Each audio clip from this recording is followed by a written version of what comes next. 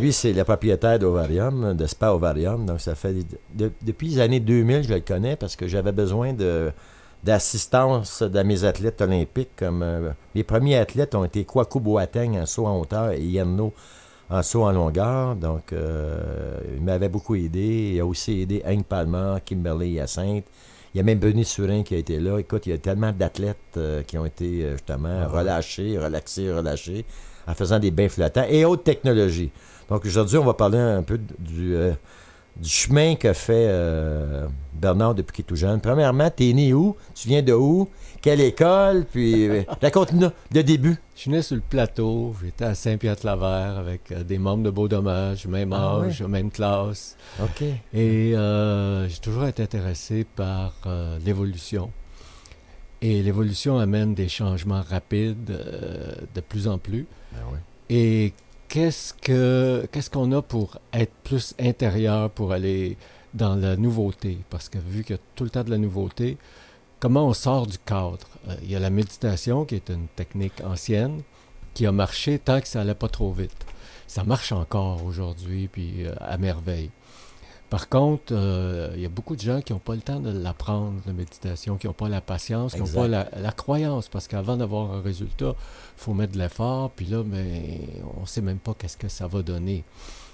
Alors, je cherchais des méthodes. J'ai tenté l'hypnose, j'ai tenté les endocéphalogrammes, j'ai tenté le biofeedback, toutes sortes de choses. Et quand j'ai découvert le bain flottant, j'ai vu que quiconque flotte pendant 1 heure peut rapidement toucher à des états de conscience profonds. Ouais, exactement. Alors, j'ai dit, ça, c'est un outil. C'était mon premier. Il y en a eu d'autres. Avant d'arriver là, tu es étudiant en quoi, là? Cégep, université, je sais pas, tes études, au début, avant d'arriver là. Justement, quand mes collègues de classe étaient rendus à l'université pour devenir des Beaux Dommages, moi, je travaillais à l'université. OK. En quoi? J'ai fait plusieurs postes, que ce soit les archives, les finances, l'imprimerie. On parle de 18, 20, 22 dans ce bout-là. Oui, dans 19, 20, 20 ans, 21 ans. Tu n'étais pas destiné à faire ce que tu fais là. J'étais destiné à être autodidacte. C'est-à-dire que je voulais étudier par moi-même. Donc, j'ai participé à des expériences à l'université, justement, en biofeedback avec des chercheurs. Et j'ai continué à tout le temps chercher jusqu'à ce que je découvre, à l'âge de 33 ans. À quel endroit tu as découvert ça? Dans quelles circonstances tu as découvert les bains flottants? Un article dans la presse en 80, mais étant donné que je n'étais pas un homme d'affaires, j'ai pas réussi vraiment à mettre le doigt dessus. J'avais des connexions à New York, à Toronto, mais ils ne connaissaient pas ça encore. Ça restait dans l'ouest des États-Unis. Californie, Californie pas mal. Californie, Arizona. Ouais. Et finalement, il y en a un qui est arrivé à Montréal en 82. Et après avoir fait 2 séances, j'ai décidé que la 3e, ça serait dans le mien, dans mon bain flottant. Et j'ai eu l'occasion, en travaillant assez fort, de partir mon propre centre qui s'appelait Centre de relaxation intégrale en 82. À quel endroit? C'était Saint-Denis-Roy. OK. Ouais, métro Sherbrooke. OK. Et l'année d'après, un de mes clients a acheté des bains en forme d'œuf à New York. Et il m'a offert après ça de devenir son partenaire. Et c'est là qu'on a ouvert ensemble Ovarium, sur l'avenue du Parc, entre Fairmont et Saint-Viateur. J'allais là dans le temps. C'est ça, c'est là qu'on s'est connus. J'étais là au début, je me souviens. Puis il y avait même corrige-moi si je suis dans l'erreur, à l'époque, j'entraînais pour les Jeux olympiques de 84 à Los Angeles, nommé Alain Métellus. Et j'avais fabriqué un genre de cassette VHS avec des sons alpha. Oui. Et on faisait jouer ces bandes-là dans le bain flottant. Oui, parce qu'on avait un moniteur. Oui. Il y en avait un qui avait un moniteur. Oui. J'avais expérimenté avec Alain Métellus. J'avais eu des très bons résultats avec Alain Métellus. Après ça, moi, je suis disparu. J'étais ailleurs. Puis, on s'est retrouvés plus tard. On s'est retrouvés avec d'autres athlètes. À Ovarium, au bain flottant. Ouais. Et puis, parle-nous de c'est quoi un bain flottant. Écoute, moi, j'ai une cuve chez nous, j'ai un bain. Mais c'est pas un bain flottant. Parle-moi d'un bain flottant, comment c'est fait? C'est Puis vraiment un l'eau, comment est-ce qu'elle est composée? Puis Oui, d'abord, c'est moitié sel d'Epsom et moitié eau. Donc, c'est pas le sel de mer, là, le sel pour faire fondre la glace dans les rues. C'est ça le contraire. brûlerait la peau. C'est ça. Hein, Ce sel-là a besoin de chaleur pour fondre au lieu de faire fondre la glace. C'est vraiment l'opposé. OK. Donc, c'est un sel qui est très doux. OK. Donc, même s'il y en a autant que de l'eau, quand il est complètement dilué, on flotte vraiment, là. Ouais. On flotte, on peut dormir couché sur l'eau. Ouais, Il y a à peu près un pied d'eau, donc Ouais. 30 cm. Ouais.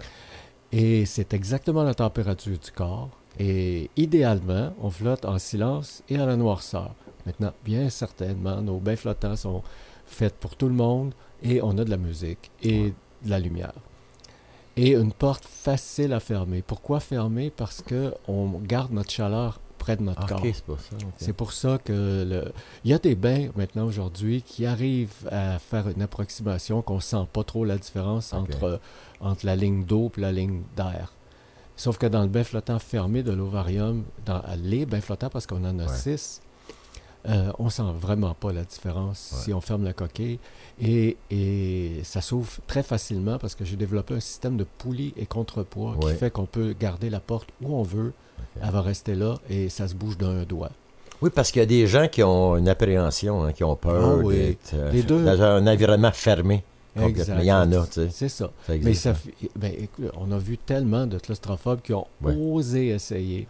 Et ça dure pas dans le bain flottant. Là. Ça les guérit, des fois, de leur problème. Ça part tout seul. Là. Ça part tout seul au bout de quelques minutes. Ils n'en ont plus conscience qu'ils sont dans une coquille.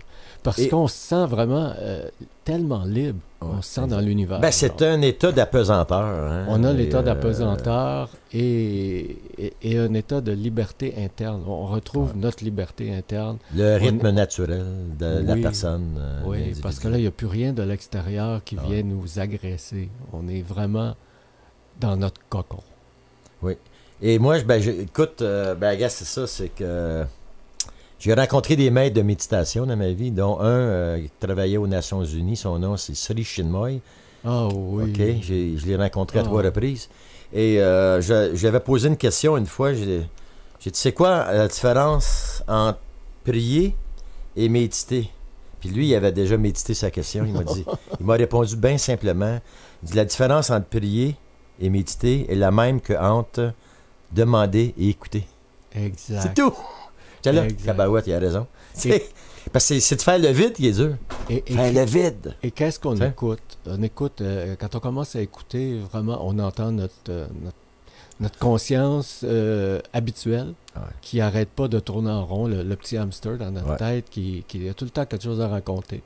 Éventuellement, ça se calme. Dans le bain flottant, ce qui arrive, c'est qu'on est tellement en dehors de notre monde habituel qu'on commence à entendre quelque chose de plus profond. Pour moi, c'est comme un retour en arrière dans le ventre de ta mère, tu sais, dans le placenta. Là, puis c'est que... on était vierge, là, on retourne dans à l'époque, on était dans un environnement liquide. De neutralité totale, où on est ouvert. Puis c'est c'est peut-être la seule place où on peut revenir en arrière puis réveiller des fois des mémoires. Moi quand je vais, souvent...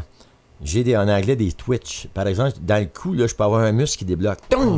Des fois, je savais même pas que mon muscle était bloqué. Des fois, ça peut être tout notre corps qui sursaute. Même. Qui sursaute comme dans l'eau. Une espèce de ça nous surprend.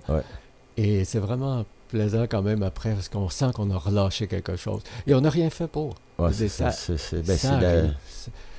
C'est de laisser aller, le laisser... C'est qu'on n'est jamais dans la condition pour que ça arrive. On n'est jamais. On peut l'être dans d'autres conditions, dans d'autres... à d'autres occasions, mais le bain flottant, c'est favorable énormément à ça. J'ai travaillé entre 1995 et 1998 en Malaisie et j'avais un peu déconnecté avec les bains flottants. Et j'avais mon meilleur athlète du pays, Watson Niembek, qui est de la tribu des Iban, sur l'île de Bornéo. J'y retourne dans à peu près 2 semaines où se donner une clinique. Et lui, il avait un problème de genou. Il avait un problème d'enflure dans le genou, de l'édème, qui ne voulait pas partir. Puis les physiothérapeutes ne pouvaient pas le faire partir, cet édème-là. Donc, j'ai eu l'idée de chercher, y a-tu à Kuala Lumpur, en Malaisie, une place où il y avait des bains flottants, puis c'est justement un Belge qui avait un centre de flottation. Et j'ai pris rendez-vous avec lui, j'ai amené mon athlète là. Mon athlète a flotté. Le lendemain, j'ai ramené mon athlète au physio. Les dames étaient parties. Ah oui. Là j'étais Québécois, fucké. Là, je suis revenu après ça au Québec. Là, c'est là que j'ai rencontré Bernard. J'ai dit, Bernard, je comprends pas. Qu'est-ce qui s'est passé? Puis là, tu m'avais fait lire un livre. Tu t'es dit ça. Ouais. J'ai lu le livre et j'ai compris toute la théorie des endorphines et des liquides, des fois, qui sont bloqués dans le corps et qui ne débloquent pas parce qu'on est stressé. Puis que lorsque tu vas flotter, après 1, 2 ou 3 fois, tu atteins comme tu dis, des niveaux de conscience qui sont durs à atteindre. Même avec la méditation, parce que la méditation, peut-être, ça prend 1 an à atteindre un certain niveau de conscience, mais bien flottant, des fois, 2, 3 coups, tu l'as. Oui. Et comment j'ai eu de clients qui ne juraient que par la méditation, puis ils ne croyaient pas que le bain flottant pourrait apporter quelque chose de plus à leur méditation, et c'est un fait. C'est ça. Tout le monde en est surpris. Ça peut t'aider à arrêter de fumer, ça peut t'aider à arrêter d'avoir... Bon, sans arrêter de fumer, je peux parler en dehors... on va être en dehors du micro, OK? Ouais. Quelqu'un qui veut arrêter de fumer, je lui dis arrête pas de fumer. Arrête pas de fumer. Mais moi, parce que je suis un fumeur, OK? Ouais, quand je sors du bain, j'ai plus le goût de fumer. Non. J'ai pas le goût. Parce qu'on dirait que mes bronches sont ouvertes. Parce qu'il faut que ça vienne de tellement profond qu'il n'y a rien qui peut te faire sortir de ta décision. Le bain flottant t'aidera pas à arrêter de fumer. Il faut que ça vienne de ta décision fondamentale que tu ne fumeras plus jamais. Oui, parce que tu peux arrêter et revenir. Ben, voilà le problème. Et qu'est-ce qui arrive à quelqu'un qui essaye d'arrêter de fumer avec n'importe quel outil, que ce soit des patchs, que ce soit de la cigarette électronique, que ce soit le bain flottant, que ce soit l'hypnose, n'importe quoi. Si la personne reprend parce que sa décision n'était pas assez forte, qu'est-ce qui arrive? Elle perd sa volonté. Écoute, tu perds un peu de volonté, tu perds ta volonté. Tu as besoin de toute ta volonté quand tu veux t'attaquer à quelque chose de fort comme l'alcool ou la cigarette. Exactement. Ou la drogue, ou peu importe. Donc, essaye pas d'arrêter. Arrête ou arrête pas. C'est ça. That's it. Et si tu arrêtes, sers-toi du bain flottant, sers-toi de l'hypnose, sers-toi du psyo. On va en parler tout à l'heure. Une autre chose aussi que lorsqu'on a passé le livre, le bouquin, on parle des années 2000. Là, tu sais. Oui. Et c'était... Il y a des gens qui s'en achètent et qui transforment ça en lit. J'ai vu ça des fois, des modèles où tu as ton lit. Là. Le lit est par-dessus, le bain flottant est en dessous. C'est malade, ça. Il y a un modèle qui permet de faire ça, c'est le Samadhi de Californie. S-A-M-A-D-H. J'avais vu ça dans le livre. De Californie, oui. Tu as ça chez vous. Oui, mais il faut avoir le temps de s'en occuper, par exemple. Comme quelqu'un qui dit... La filtration, puis tout ça. Là, la filtration, le maintien, le recyclage de l'eau...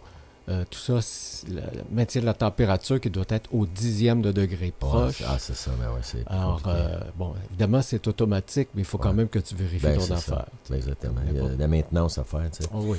Donc là, tu vas nous parler d'un nouvel appareil. Moi, mes athlètes à l'époque, je parle des Yanno, Kwaku Boateng, Hank Palmer, Kimberley, utilisaient, Philippe, même mon fils va là, utilisait un appareil qui s'appelait le Pulsar à l'époque, l'ancienne génération, on va dire. Pulsar, c'est un nom de ovarium qu'on a attribué à ce type d'appareil-là parce que c'est des pulsations sonores et lumineuses. Maintenant, depuis 4 ans, à l'ovarium, on a un appareil qui a révolutionné cette technologie-là de son et lumière, qui est le Psyo. Le Psyo est tout en un. Avec les autres appareils qu'on avait avant, on avait une araignée de fils, un pour brancher dans le mur, un pour les écouteurs, un pour les lunettes. Et ça n'en finissait plus. On était sur des chaises, là, des gens de Lazy Boy. Les chaises, ça, c'est toujours bon. Là. Non, mais je veux dire, c'est ça. Puis tout était relié là. Oui, tout était relié autour. Là, puis... Tandis que là, avec le Psyo, on peut avoir ça dans l'avion avec aucun fil parce que la batterie est intégrée, est bonne pour 8 heures de service. On a des programmes pour toutes sortes de choses, autant des... Ce qui est beaucoup utilisé un peu partout, c'est les turbo-siestes. Donc, en 10 minutes, on peut faire une sieste incroyable, l'équivalent de vraiment une pause là, totale qui nous régénère. Donc, on va dans le calme et on revient rechargé. Ça joue tout de suite avec tes ondes cérébrales, quoi. Oui, ça travaille sur les ondes cérébrales. Ça te met entre la veille et le sommeil, quelque chose comme ça. Ça nous amène en alpha, sur le bord de la méditation. Et si on a du temps pour plus, on peut faire un programme d'une demi-heure. Il y en a pour le matin, il y en a pour le soir. Et là, on parle vraiment de programme avec de l'hypnose. Donc là, ça nous descend ça en ondes θ et ça nous ramène. Donc, ça descend de bêta, notre onde d'éveil habituelle, ça nous amène en alpha, en θ, et là, on vit cette expérience-là très profonde, et ça nous ramène après ça. Sauf si on fait des programmes pour dormir. Il y a un programme qui s'appelle S'endormir, et il y en a d'autres aussi pour s'endormir. Et comment sont fait programmer ça? C'est-tu déjà... Les programmes sont-tu dans les lunettes? C'est ça. Il y a déjà quelqu'un qui l'achète. C'est pas donné, là, c'est plusieurs centaines de dollars, mais ça vient avec toute l'expertise des développements qui avec des vidéos, puis tu peux étudier... Oui. En fait, tout ce qu'on a à faire, c'est aller sur le site PSIO. Des tutoriels. PSIO.com, qui est en Belgique. Et on peut voir toute l'information là-dessus. Et on peut commander. Maintenant, si on commande, ça va nous demander un nom d'ambassadeur. Bon, vous mettez Ovarium, c'est un nom d'ambassadeur très, très commun. Parce que c'est nous qui avons commencé à faire connaître le PSIO ici au Québec. C'est depuis combien de temps, tu dis, une couple d'années? Ça fait 4 ans. 4 ans déjà. Maintenant que c'est disponible si facilement sur l'Internet, ça fait près de 2 ans. Et là, on a 15 programmes intégrés quand on reçoit notre appareil directement de Belgique. Intégrés? Oui, qui sont déjà dedans. C'est sous forme de MP3. Et là, on a 7 autres MP3 à notre choix selon une liste de 150 programmes. Alors, quelqu'un qui sait qu'il va avoir une opération, ou dans sa famille, ou des amis proches qui vont avoir une opération, on va tout de suite aller chercher des programmes préopératoire, périopératoire, c'est-à-dire qu'on peut même le porter pendant l'opération. Il faut en parler à son médecin d'avance, à son chirurgien, et des programmes post-opératoires. Donc là, on parle vraiment d'un soutien complet à ça. Maintenant, quelqu'un qui a peur du dentiste, il y a un programme pour la dentisterie. Il y a des dentistes qui l'offrent à leurs clients, mais il y a des clients, comme moi, qui l'apportent chez leur dentiste. Bon, moi, j'en ai pas besoin, j'ai pas peur du dentiste. Ton médecin, quand tu as vu avec ça, il a dit, il arrive de quelle planète, lui? Il était très curieux. Et plusieurs dentistes en achètent et les mettent à leurs clients parce que ça enlève la peur, de un. Deuxièmement, le temps passe tellement vite avec ça chez le dentiste. Et le dentiste est très content parce qu'on bouge pas. On est vraiment comme en état de... Ah ben oui, c'est ça. C'est bon. Et je vais les mettre. OK, je vais te mettre les petits écouteurs. OK, ça, je vais juste montrer aux gens ça ressemble à quoi. OK, ça vient avec les petits écouteurs, donc c'est complètement, comme je disais, sans fil. Là, c'est une lumière, t'expliquais, là, comme une lampe, une lumière. Là. C'est ça, il y a une diode électroluminescente de chaque côté. Et une des choses les plus fantastiques que l'inventeur en Belgique a réussi, c'est avoir une diffusion complète, c'est-à-dire un effet Ganzfeld qu'on appelle. C'est-à-dire c'est comme si notre œil ne voit que ça. Donc il n'y a rien qui nous distrait. La lumière est complètement intégrée. Notre champ de vision est complètement couvert. Là, vous allez voir, là, cher auditeur, là, que la technologie du futur qui est arrivée au Québec, qui est de la technologie présente maintenant. OK. Maintenant, je crois que je t'ai mis une turbo-sieste présentement. Pardon? Tu ne m'entendras pas, mais je vais le dire aux auditeurs. Donc, je t'ai mis une turbo-sieste qui est seashore ou bord de mer.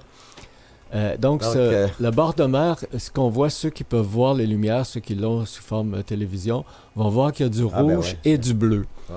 Donc, quand c'est le bleu qui est là, c'est une onde qui va annuler la mélatonine dans notre cerveau. Et ils ont découvert, il y a des recherches, on peut toutes voir ces recherches-là qui sont expliquées sur le site de PSIO, c'est que si on enlève le bleu pendant quelques secondes et qu'on ramène le bleu, c'est encore plus d'effet. Alors, donc ça, cet appareil-là, ce programme-là, Seashore, est un mélange de bleu et de rouge. Et en 10 minutes, c'est vraiment la turbo-sieste. On appelle vraiment turbo. C'est une sieste qu'on peut faire pendant une pause café. Important, oui. Au lieu de... Parce que souvent, l'énergie baisse dans une journée de travail. Là. Ah, l'énergie tombe. C'est ça. Tu prends ça 10 minutes, 7 minutes. Ça nous donne la super... Tu ressors de là. C'est vrai. Tu as des hormones qui ont tes sécrétées. Puis tu viens te re-énergiser. Comme si tu avais mis tes 2 doigts dans le plug, là, 220 volts, là, puis... c'est bien dit. C'est comme ça, je le sens, je le vois. Wow. Et Est-ce que aussi tu as des programmes intégrés ou possible d'intégrer de créativité, Oui, par exemple les artistes, absolument. Ouais. Créativité, c'est... pour créer l'intuition? Mais la ça a créativité? toujours été utilisé. Les artistes ont toujours cherché des états modifiés. Ouais, ben ouais. Euh, Ben écoute, depuis Mozart, hein, il utilisait des substances interdites en ce moment. Il y en a une Faut aller chercher. très originale que j'ai appris avec toutes Ok. mes lectures et tout. Ouais. Là. C'est Dali. OK. c'est Dali Salvatore savait qu'en se réveillant, il y avait des images, il y avait Ouais. des idées. Mais c'était comme passé pour lui, ça n'arrivait pas tout le temps. C'était pas tous les jours qu'on se Ouais. réveillait. Ça fait qu'il a cherché une méthode. Il en a trouvé une pas pire. Écoute ça. Un bol à salade sur son fauteuil préféré. Mhm. À par terre, juste à côté, un bol à salade. Entre son pouce et son index, une cuillère à thé. Ok.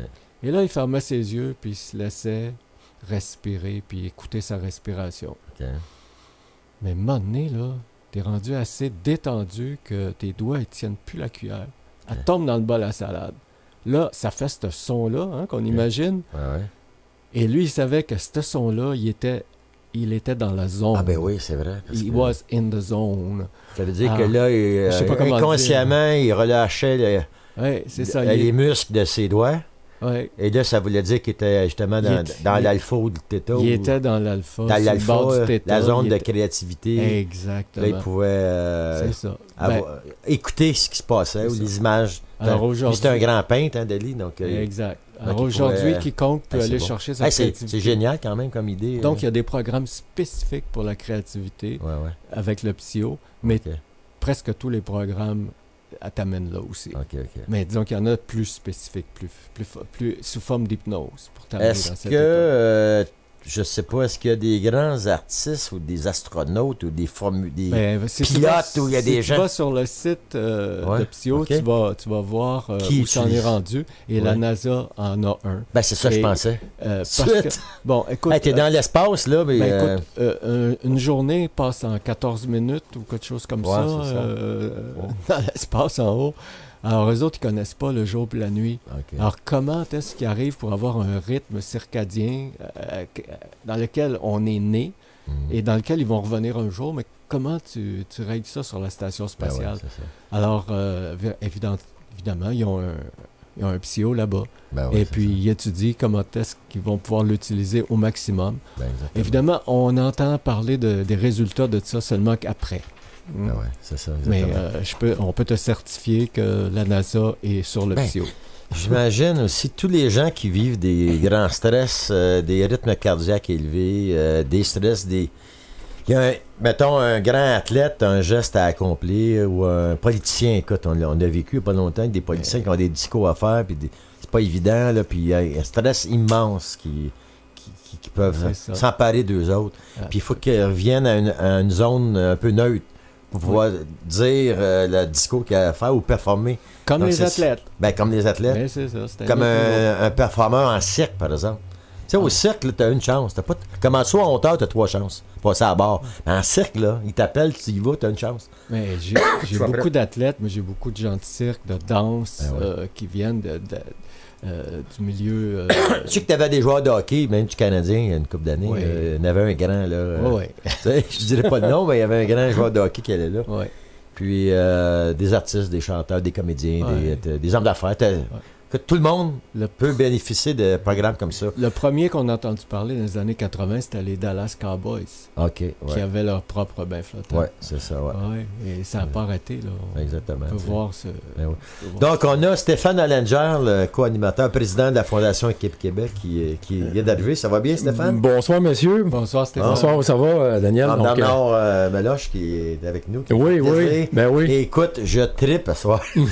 Il m'amène dans des régions, là, vraiment, là, assez insoupçonnées de la conscience, puis des appareils qu'ils utilisent. On a parlé des bains flottants, on a parlé du psyo, bien sûr, Oui. psyo. Et puis, quels autres appareils que tu as? Je sais que tu m'avais parlé à l'époque. Le Il y avait une Neurosport. technologie, oui, Le donc Neurosport qui est une invention québécoise. Québécoise, OK. Oui. Donc là, avec ce coussin-là, tu ressens la musique à travers ton corps. Donc tout ce qui est en bas de 200 Hz dans la musique qui était composé par 200 Hz, c'est 200 fréquences en 200 seconde. fréquences. Oui, donc les basses. Les Tout basses. ce qui est basse, au ok. lieu de les entendre dans tes oreilles, tu les ressens dans le bas de ta colonne. Hmm. Mais tu les ressens partout dans ton corps, parce que la colonne, c'est là que se transmet, par la colonne, ça transmet les nerfs à travers tout le corps. Donc, c'est la meilleure place pour venir influencer ton système nerveux. Oui. Tout C'est pour passe ça par que là. ça s'appelle neurospa, parce que ça travaille sur les nerfs. Et c'est comme un bain flottant, mais il y a des gens qui n'aiment pas l'eau, qui n'aiment pas le sel, qui n'aiment pas le contact. Et il y en a qui aiment ça. C'est une autre affaire. Ben, c'est ça, c'est un mais autre. tout le monde aime le neurospa. Oui, c'est ça. Tout le Ben oui, monde. je l'ai essayé, ça. C'est fou. En 3 minutes, les gens disent « Oh, qu'est-ce que c'est ça? » C'est comme un Lazy Boy, mais complètement différent. Qui a inventé ça? C'est Gilbert Bouchard, c'est un Québécois. Donc, vous pouvez aller sur le site, vous faites neurospa.ca. C'est ici à Dorval et tout est fabriqué, contrairement aux autres choses, là, tout est fabriqué ici. L'électronique à Québec, le coussinage à Laval et le montage à Dorval. Ah, mais c'est bon. C'est québécois. Et c'est vendu à l'Ovarium. Bien c'est sûr, c'est vendu à l'Ovarium. Vous vendez à travers le monde ou... Vous pouvez même venir en faire l'essai gratuit à l'Ovarium. Ah oui? Oui, on a fait un essai de 15 minutes gratuit. Le Neurospa, hein, on parle? Du Neurospa, oui. Hey, tu devrais y aller, Stéphane. Est-ce que c'est vendu à travers le monde ou est-ce que c'est reconnu à travers le monde? Oui, c'est connu. Ben, oui. Ouais. Je ne sais pas si vous en avez déjà parlé, là, donc je ne veux pas radoter. La boîte n'est pas immense, donc ça s'envoie par la poste ou par d'autres systèmes de livraison à travers le monde. Et c'est très facile à opérer pour n'importe qui. Donc ça vient avec 7 programmes de base qui vont du sommeil profond à la turbo-sieste et aussi à des séances d'une demi-heure. Il y en a une qui est offerte à l'Ovarium, le Neurospa à l'Ovarium, c'est une séance d'une demi-heure. Et c'est absolument incroyable. Et tu peux combiner ça avec le psyo, c'est ça? C'est un après l'autre. On le fait après l'autre, pas en même temps. Il n'y a pas de combinaison de ça. C'est 2 mondes différents. OK, c'est ça. Donc un s'adresse au corps, l'autre s'adresse à l'esprit. OK. Fais donc essayer les lunettes à... le psyo à Stéphane, il va triper un peu. Cette technologie-là, est-ce que vous les avez expliqué, c'est quoi exactement? C'est se coucher? C'est comment ça se passe? Lequel tu parles? Le neurospa? Le neurospa, c'est un coussin qui peut être mis sur une chaise longue. OK. Les genres zéro gravité. Comme on a à l'Ovarium, nous autres, c'est un module qui a été fait spécifiquement, qui se fait plus maintenant parce que ça revenait trop cher. C'était pas vendable au prix que ça coûtait pour le fabriquer. Mais on peut le faire, quand je parlais de 7 programmes, il y en a un pour l'auto. Donc ce programme-là n'a pas de musique. Donc c'est seulement les vibrations.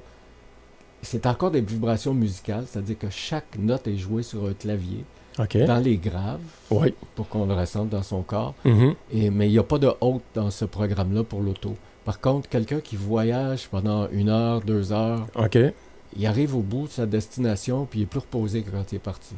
OK. Il peut, en conduisant, il y a ça qui le... On met ça, on branche ça dans l'allume-cigare, puis on part le programme pour auto, puis c'est parti pour 2 heures. Puis si on a 4 heures de route à faire, on le repart. Pas de danger qu'il s'endorme. Ben non. OK. Non. Puis c'est dans les plus hautes fréquences, c'est ça? C'est les basses fréquences. Mais pour la voiture aussi? C'est tout le temps dans les basses. Tout le temps dans les basses, OK. Ce qui passe dans le coussin, c'est tout le temps les basses. Ouais. Ah oui. Ah ben écoutez, je vais... Donc là, on va te faire essayer la psyo. Oui. Oui, OK. Oui. Là, je te mets... me dire ce que tu vois. Écoute, là, c'est pas pour te relaxer. Je te mets un programme, une turbo-sieste. OK. Une turbo-sieste avec J'enlève mes oreilles? Oui. OK. Oui. Avec une musique plutôt style techno. OK, puis je rentre. Tu mets les écouteurs dans mets les lumières avant, puis OK. après ça, glisse les petits écouteurs dans tes oreilles. Beau bonhomme. Est-ce que ça fait partie un peu de la luminothérapie, ça? C'est de la luminothérapie plus. OK. C'est-à-dire que t'as tout l'effet de la luminothérapie et en plus, ben, t'as des effets hypnotiques, t'as les ondes alpha et theta. OK. Là, dans mes oreilles, j'entends rien. Est-ce que... On va OK. juste l'activer. l'activer ici. Donc, pour les gens qui nous écoutent, là, j'ai une paire de lunettes. De l'espace, on dirait. Ouais. Là, il y a de la musique. OK. Ouais. Donc, je vais vous laisser parler, puis je vais en profiter. Oui, c'est ça. Pour ça, tu vas me dire ce que tu as ressenti et vu. Puis, je dois garder mes yeux ouverts, j'imagine. Ouais, Ouais. c'est ça. Ouvert ou fermé. Ouais, comme tu veux. OK. Ouvert ou fermé, oui, c'est à ton goût. Moi, j'aime bien ouvert. Ouais. Surtout au début, mais après un certain temps, on décroche. Ouais, on ferme les yeux, on part. Ouais, Et c'est tout C'est ce quand qui même est- des jets de lumière qui... Les yeux ouverts, on a un effet kaléidoscopique. C'est-à-dire, Ok. tu sais, quand on voit les Ouais. kaléidoscopes, mais on ne sait pas d'où ça vient, mais c'est notre cerveau Ouais, qui qui- réagit ouais. à ces rythmes-là Ouais. et avec adapte. la musique. Ouais. Et en plus de ça, c'est qu'il va adapter Ouais, c'est ça. dans notre tête une imagerie Ouais. qui nous correspond. C'est-à-dire, mais c'est en, Moi, je verrais c'est en temps quelqu'un... Tu réel. sais, un écrivain, un auteur qui a plus d'inspiration, un musicien, je trouve que c'est fantastique pour ça. Ah Tu sais, oui. t'es pas obligé de prendre 22 joints pour atteindre certains sommets. Tu utilises ça. C'est pas mal plus santé, tu sais. C'est tellement plus. Ben, c'est ça, je veux dire, tu sais. Ouais. Et là, le programme en temps normal dure combien de temps? Celui-là est peut-être dans les 5 minutes. Là, c'est Ok. une turbo-sieste. OK. Et t'as d'autres appareils aussi. J'étais sur le site d'Ovarium. T'as pas d'autres appareils aussi pour la colonne ou le maintien de la posture? Oui, on a Donc, le Uber Motion Lab, OK. le LPG. OK. LPG, Daniel Henkel qui a Oui. ça au Canada. LPG, parce que j'ai déjà travaillé dans un centre de posture, puis Oui, il y avait ça hein, du LPG. C'est un genre de vacuum qui Ah. suce la... Pas qui suce la peau. Ah, qui ça bouge. c'est un autre appareil. Un Ça, c'est le LPG. CLUM6. On a les deux à T'as l'Ovarium. les deux, OK. Oui, oui. Des athlètes, on utilisait ça Les pour athlètes. enlever les adhérences, les vieilles blessures. puis- Ben, n'importe quelle Ben, c'est ça. blessure, Ouais. brûlure, on peut travailler toutes les adhérences. Évidemment, quand la brûlure est... C'est inventé par un grand brûlé, en fait. Ben, LPG, c'est Louis-Paul Gillet. je me souviens plus du nom. Louis-Paul Guité. Ah, qui guittait, ça fait longtemps, ça fait 20 ans. Mais j'avais ce nom-là dans la tête. Oui, et on a ça à l'Ovarium, Ouais, c'est le Uber Motion Lab. Puis pour ça le- pour donne quoi? l'exercice. C'est qui utilise ça? Ton Ben, comme je disais, ça a commencé pour des traitements dans les hôpitaux pour les grands brûlés, pour les cicatrices.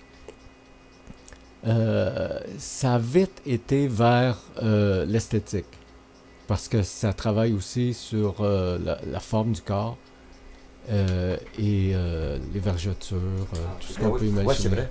Ouais. Les femmes qui avaient, je pense, comment t'appelles ça dans les jambes? Là, la cellulite. La cellulite. ouais, Cellulite, tout ils utilisaient ouais, ça, nous, au centre. Moi, c'était chez C'est ça. Postura, Ouais, c'est à la rue des Aulnay, à C'est ça. Saint-Lambert. et ça. Quand je suis revenu de la Malaisie, là, j'avais Ouais. travaillé là. Et ça travaille sur les grandes surfaces, mais aussi il y a des plus petits appareils pour le même soin pour le contour des yeux. OK, OK. La oui, vue- je savais pas. oui, les rides Ah, dans je le savais pas. visage. Parfois, le j'ai front. fait un tour. Ça fait longtemps que je n'ai pas été Ouais. le voir. là. Mhm. Parfois, j'ai redécouvert l'Ovarium. Ben, t'es bienvenu. Certain, on t'attend. Ah oui, ça fait longtemps. Mais écoute, j'aimais tellement ça, aller là. C'est dans les périodes de haut stress. T'es coach olympique, il y a une sélection dans 2 semaines, puis écoute, tu sais, Ouais. tu changes parce qu'il y a un stress qui s'en vient. Ah, Puis tes athlètes aussi. Ouais. Donc, quand j'allais chez Ovarium, je te le dis, je sortais de là au neutre. Puis Ouais. là, mon cerveau il revenait en zone d'écoute puis de Ouais. vigilance, Exact. 100%, là, et non pas stressé. t'es- Quand tu as un stress, premièrement, tu arrêtes de respirer. là, t'as Donc, moins d'énergie. Ouais, au moins cerveau, d'énergie, c'est ça. Tu as moins d'oxygène, tu respires moins, d'oxygène, c'est ainsi de ça. suite. Le stress, ça a été... La notion de stress a été inventée où? Ben, Par ça, qui? Anne Cellier. Anne Cellier, Ouais. à l'Université de Montréal, Montréal, je pense. ouais. Montréal, un grand chercheur. Le mot Stressé. silien. Ouais, le mot stress n'existait C'est pas sûr. avant. Non. Mais les hommes de préhistoire, quand il y avait un dinosaure qui courait après, t'étais stressé, mais le mot n'existait pas. Tu sais. Donc, attendez un instant. Oui, allô? Est-ce que c'est Daniel? Monsieur Saint-Hilaire? Oui, vas-y, Daniel. Oui, juste un instant. Oui. Oui, allô? C'est Gary? Ouais, ben c'est ça, on commence dans 5 minutes. Non, ben là, on est en onde là, en ce moment. Donc, écoute, on n'a pas beaucoup de temps, mais on va commencer tout de suite. Bernard, tu peux rester? Mais ça. On est avec Bernard Meloche, le propriétaire de Ovarium, et il nous parle de ses appareils, qui va peut-être t'aider. Hein? Toi, tu es à la tuque en ce moment, hein, Gary? Ouais, c'est ça, exactement. Je t'avais dit que, premièrement, je suis propriétaire d'un club de boxe, le club de boxe, le Laticois 2017, là, OK. qu'on a ouvert officiellement depuis le 7 octobre, quelques jours par semaine, parce qu'en ce moment, je suis en élection municipale comme conseiller, donc on se concentre plus sur la campagne jusqu'au 5 novembre, puis après ça, on ouvre les valves comme les valves du Saint-Maurice pour ouvrir au moins 4 à 5 fois par semaine là, à partir du 8 novembre prochain. OK. Donc là, ton club de boxe, ça fait combien de temps que tu l'as créé? La forme de l'entité a été créée officiellement depuis le 18 juillet dernier. OK. Ça veut dire compagnie Québec Incorporée puis le RNEQ. Là. OK. Donc c'est depuis ce temps-là. Mais là, on a commencé à œuvrer officiellement depuis le mois d'octobre parce que on avait eu des... tu sais, quand on bâtit une entreprise, on est mieux des fois prendre un petit peu plus de temps puis avoir quelque chose de bien, de quelque chose de fait à la vitesse. Vous comprenez? Donc là, en ce moment, tu as un endroit physique avec un ring de boxe, quoi? Ouais, mais le ring de boxe, c'est là, en ce moment, je suis comme à peu près comme le club de boxe de Boucherville. Okay. J'ai des sacs, c'est juste ça, j'ai tout l'équipement au complet. Donc, t'apprends la technique au début, c'est ça, puis... OK, le ring de boxe, ça va venir plus tard. D'ici la fin du mois de novembre, on devrait avoir un ring, là. Oui, parce que un ring professionnel, parce que moi, je suis pas farceur trop d'un ring amateur, ça veut dire, ou olympique, qu'on dit 24 par 24. Moi, je suis plus pour que le gars boxe plus vers son adversaire que de commencer, on va dire, à se sauver, comme on peut dire. Là. Parce que dans un 24 par 24, t'as plus d'espace qu'un 16 par 16. OK, mais toi, c'est un 16 par 16 que t'as? Ouais, c'est un 16 par 16 qu'on va fabriquer, moi et mon équipe, les prochaines semaines.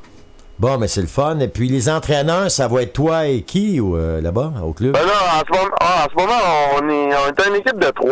Il y a moi qui, premièrement, j'ai le grade 3. Je suis un des derniers au Québec depuis 2015 qu'on a donné le grade de la formulation 3. Mais tu sais, dans le vieux PNCE, Programme national de certification des entraîneurs, vous savez de qu'est-ce que je parle? Vous avez la même chose que moi, c'est pour ça.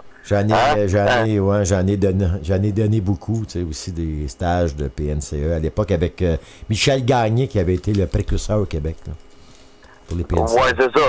Ben là, si on parle des entraîneurs, il va y avoir moi, il va y avoir Kim Cardinal, puis il va y avoir Stéphane Lévesque, on va faire une équipe de 3. Donc, on est une équipe qui est soudée ensemble. Ah, ben c'est puis oui? Ben, c'est le fun de voir qu'à là-dessus qu'il se passe de quoi, là, justement. T'es là, puis je sais qu'il y a un autre club, mais là, avec un autre club, là, ça va donner de la bonne compétition, puis ça va être une bonne rivalité, puis les deux clubs, il va falloir qu'ils performent. C'est le fun. Puis en ce moment, en fin de semaine, il y a une journée importante pour toi dans ta vie, c'est le dimanche 5 novembre, hein? Une journée importante pour toi. Oui, c'est ça, le 5 novembre. C'est comme là, je sais, en ce moment, il y a beaucoup. En premier, j'avais oublié de dire bonne fin de soirée à tous mes électeurs de la croche couronne rurale à la ville de Latuc. Parce que je peux vous dire une chose, que je l'ai annoncé en grande pompe depuis hier et même depuis quelques jours, parce que ce soir, je retourne en entrevue à votre poste de radioinfocité.com dès 22h15. Là. Ben oui, ça. Nous, c'est un hasard parce que Stéphane, aujourd'hui, il nous parlait de ça. Pourquoi qu'on n'invitera pas Gary, puis là, je t'appelle, puis il dit OK, oui, mais à 22h15, je retourne. Pas de problème. Nous, on va parler de sport plus avec toi. Donc, c'est ça qu'on fait en ce moment. Donc, as-tu des bons... c'est quoi ton objectif avec ton club de boxe, là, à moyen terme puis à long terme? OK. À moyen terme puis à long terme, premièrement, M. Saint-Hilaire, ça va être... moi, premièrement, ça va être le développement de soi-même, le respect, parce que, regardez, moi, là, je veux pas embarquer mes jeunes de 10, 11 ans puis 12 ans tout de suite dans des combats. Vous comprenez qu'est-ce que je veux dire, là? Tu sais, avant de commencer dans un combat, moi, je veux qu'ils apprennent la technique. Après ça, je veux qu'ils savent c'est quoi les enjeux après ça de rentrer pour faire des combats. Parce que je sais qu'il y en a qui... Tu sais, je veux pas nommer de nom, puis regardez, moi, j'ai pas de problème avec personne, surtout à la fédération en ce moment. Ça va très bien. Donc, moi, comme que ma devise, M. Saint-Hilaire, c'est à l'âge que j'ai mes élèves, j'aime mieux qu'ils apprennent avec le cerveau que de se faire endommager le cervelet, car on sait que dans un bas âge, on apprend plus puis on est capable de plus assimiler que dans un âge avancé. OK. Hey, Gary, je te remercie de nous avoir appelé ce soir. C'est tout le temps qu'on avait. Il peut peut-être Oui, juste avant, M. Saint-Hilaire, allez-vous monter à la tuque comme on s'en avait déjà parlé? Il y a une couple d'années de temps, aller former une couple d'entraîneurs pour l'athlétisme. Oui. Oui, hein? Oui, ben exactement. Si jamais tu as besoin que j'aille faire une conférence un jour, je suis libre pour aller motiver tes parents et tes athlètes là-bas, OK? Gêne-toi pas. Oui, parce que c'est ça. Parce que les parents, ça va être bon à être motivés parce qu'ils n'ont jamais eu, tu sais, on va dire la haute gamme du sport qui est venue, tu sais, donner des grosses conférences ou, tu sais, expliquer c'est quoi les vrais enjeux du sport versus les études versus, on va dire même les choses familières. Vous savez ce que je veux dire? Exactement. Donc, je veux juste vérifier avant qu'on passe à notre autre invité. Est-ce que vous êtes en ligne, Mme Sauvageau? Oui, monsieur. OK, excellent. Bon, ben, parfait. Donc, merci, Gary. Écoute, on va remettre ça une autre journée parce qu'on a Mme Sauvageau qui est en attente présentement. OK, merci, Gary. De toute façon, tu reviens à 22h15. Puis, comme je l'ai dit, je dis à mes auditeurs de la TUC, dans moins de 2 heures qu'on va repasser à radioinfocité.com avec François Saint-Louis et Max Bradette.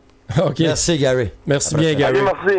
Au revoir. OK, donc je vais présenter notre prochain invité. Donc, on a l'honneur d'avoir Mme Danielle Sauvageau, directrice générale du programme de hockey des Carabins de l'Université de Montréal, hockey féminin. Également médaillée d'or en 2002 aux Jeux de Salt Lake City. Elle a participé à 6 Jeux olympiques, donc plus que Daniel Saint-Hilaire, qui en a 5. Et puis, j'ai su aussi aujourd'hui que vous faisiez partie du conseil d'administration de Natation Canada. Donc, bonsoir, Mme Sauvageau. Oui, Mme Sauvageau? Oui, bonjour. Oui, OK. Je ne sais pas si vous avez entendu mon introduction. Donc, oui, j'ai entendu. Okay. J'ai l'impression qu'on s'est perdu quelques secondes, mais nous sommes là. OK, donc vous êtes en direct du championnat canadien de hockey sur glace à Québec, c'est bien ça? Bien oui, c'est bien ça. La compétition est relevée et j'assiste présentement là, au match qui oppose le Québec à la Saskatchewan et le Québec, malheureusement, là, après une période, est en retard de 2 buts. Oh, OK. Donc, on sait qu'il y a beaucoup d'espoir, je pense, pour l'équipe québécoise cette année. Mais je pense que ce qui est intéressant, c'est d'abord de recevoir le tournoi. Les gens d'ici, là, et entre autres du collège Limoilou font un travail extraordinaire là, pour recevoir les meilleurs éléments de moins de 18 ans au Canada. Mm-hmm. Alors, en soi, ça, je pense que c'est de l'excellent hockey. C'est mon 3e match aujourd'hui. Et puis... c'est sûr qu'on a demandé au Québec de jouer en soirée pour permettre là, au maximum de personnes de pouvoir venir assister au match. Alors oui, les espoirs du Québec, ils sont là. Plusieurs de ces joueuses se retrouveront aussi dans 2 ans au championnat des Jeux du Canada. Alors ici, à peu près tous les scouts là, de Hockey Canada, évidemment, sont ici dans le but de former l'équipe. D'abord, l'équipe des moins de 18 ans, puis ensuite... des moins de 22 ans. Alors, c'est intéressant pour nos jeunes hockeyeuses du Québec là, de pouvoir se faire valoir. Et vous êtes là à titre de directrice générale des Carabins ou pour Hockey Canada? En fait, un peu des deux. Je vais dire un peu des 3 parce que dimanche, le match sera aussi diffusé sur les ondes de RDS. Alors, le fait de pouvoir voir d'avance ou de voir les autres équipes aussi et non les 2 seules équipes qui seront là encore dimanche. Mm-hmm. Alors, je pense que c'est important de voir tout le monde. Alors, oui pour ça. Et puis, évidemment, c'est le bassin de joueuses dans lesquelles, au cours desquels les Carabins vont pouvoir aussi recruter. Mm-hmm. Alors, c'est intéressant de voir non seulement les joueuses du Québec, mais les autres aussi. Alors, et puis, on parle toujours de stratégie. J'étais en rencontre avec Mélodie Davidson, qui est la directrice générale, en fait, du programme national et quel programme qu'on va mettre en place pour l'année prochaine. Et puis, c'est une année olympique cette année, mais on prépare déjà le prochain cycle. OK, donc vous êtes toujours impliqué dans le programme de Hockey Canada, si je comprends bien? En fait, je dois vous dire oui, puis en même temps, je dois vous dire non. Je vous dis pourquoi. C'est que je suis pas sur ce qu'on appelle officiellement sur la feuille de paye de Hockey Canada, mais là, on est impliqué au Québec parce que Je vous rappelle que le Québec, c'est quand même une très belle pépinière de hockey. Mhm. Et puis, je suis aussi impliquée avec le circuit universitaire avec les Carabins. Et puis, je pilote aussi ce qu'on appelle le comité technique du hockey féminin au Canada pour le U-Sport, c'est-à-dire la Ligue canadienne universitaire de hockey féminin. Alors, je pense quand on veut développer l'ensemble de la communauté du hockey féminin, on est tous, on dit souvent un jour Hockey Canada et toujours, dans le sens que lorsqu'on fait la promotion du Canada, du hockey, tout le monde reste impliqué là, de loin et de près. OK. Et puis, j'ai lu que vous étiez maintenant sur le conseil d'administration de Natation Canada, c'est bien le cas? Oui, en fait, je siège aussi comme présidente sur le conseil d'administration de l'Excellence sportive de Montréal. Mm-hmm. C'est un organisme là, qui convoite des événements sportifs sur l'île de Montréal, mais aussi à la préparation des athlètes de la prochaine génération. Et hockey, pas hockey, mais Natation Canada m'ont approché il y a quelques semaines, étant donné que j'avais fait, entre autres, la révision du système sportif canadien en 2003. Et puis, dans lesquels on avait grandement investi de temps et des énergies auprès de Natation Canada. On sait que c'est quand même une fédération d'été, sportive d'été. Et puis, on avait fait du travail beaucoup stratégique. Et puis, quelques membres là, qui étaient le conseil d'administration et on m'a demandé de m'y joindre de par l'expérience antérieure d'avoir travaillé avec certains membres, mais aussi de dire qu'est-ce qu'on peut apprendre des sports d'été, entre autres dans Hockey Canada, dans les sports d'été. Alors, je pense que c'est un peu ça, lorsqu'on veut développer la communauté sportive, c'est un peu d'échanger les meilleures pratiques. OK. Est-ce que vous avez peut-être l'intention de participer à des Jeux d'été? Est-ce que vous l'avez déjà fait? En fait, oui, je l'ai fait 2 fois. OK. Et même 3 fois avec les Jeux de Londres, j'étais plus à distance. On encadrait quelques athlètes. Et puis, j'étais aux Jeux de 2004 d'Athènes, principalement avec l'équipe de water-polo, jeune entraîneur, et on m'avait demandé à l'époque de travailler avec ce groupe d'entraîneurs-là, qui était très technique, mais avait peut-être moins d'expérience dans tout ce qui était le processus d'évaluation, de sélection des joueurs, de mettre une équipe en place, de pouvoir aussi préparer une équipe pour les Jeux olympiques. Alors, on m'avait demandé, au niveau du Comité canadien olympique, de faire ce travail. Et puis, en 2008, je suis allée au Jeux de 2006 à Turin. Et ensuite, en 2008, pour Bégin, on m'a demandé, encore une fois, de travailler avec des entraîneurs, principalement les sports d'été. Alors, c'est une dizaine d'entraîneurs avec lesquels j'ai travaillé dans leur préparation olympique. On a poursuivi en 2010 avec 14 entraîneurs.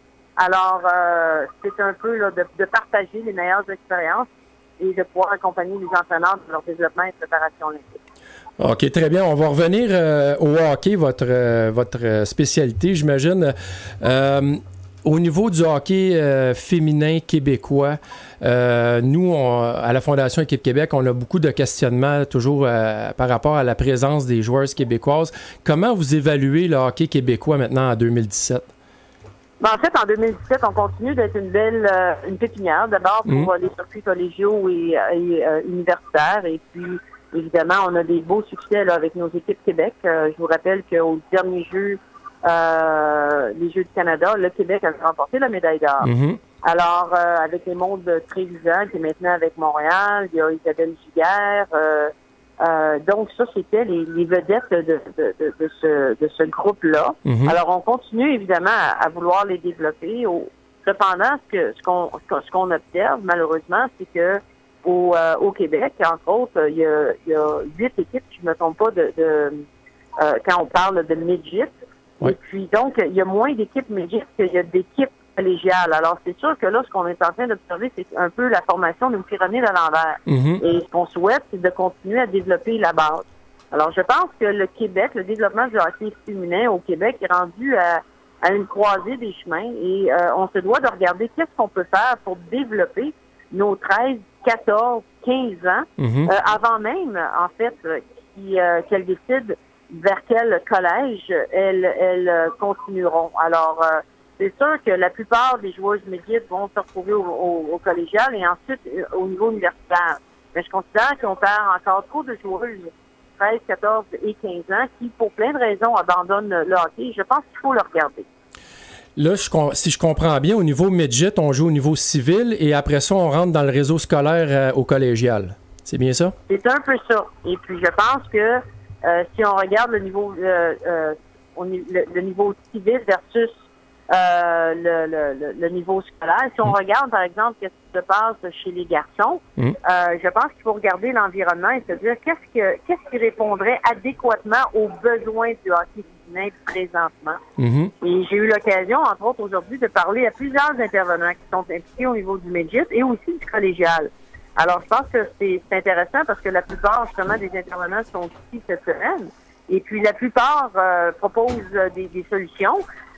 Mais en même temps, ce qu'on dit, c'est que est-ce qu'on a vraiment le portrait des forces et des faiblesses du hockey québécois au niveau féminin?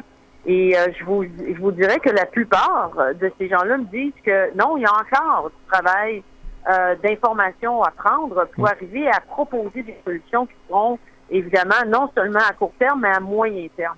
Alors, je pense que dans les prochains mois, je pense que c'est un peu ce qu'on se doit de faire pour faire en sorte de garder une certaine pérennité avec notre hockey québécois. Ma prochaine question est très simple. Pourquoi est-ce qu'il n'y a pas de hockey juvénile au niveau féminin? Dans les écoles secondaires, là, pour que les gens comprennent bien, là, au niveau juvénile, on parle dans les écoles secondaires. Bien, c'est ça qu'il faut qu'on regarde. Il y a certaines régions du Québec, nos jeunes joueuses de 14, 15, 16 ans, on leur demande de jouer tout près de 80 matchs par année. Sans compter, évidemment, les entraînements et les entraînants hors glace. J'ai eu l'occasion dernièrement aussi lors du match inaugural des Carabins, il y a 2 semaines, de rencontrer des entraîneurs, justement, de midget.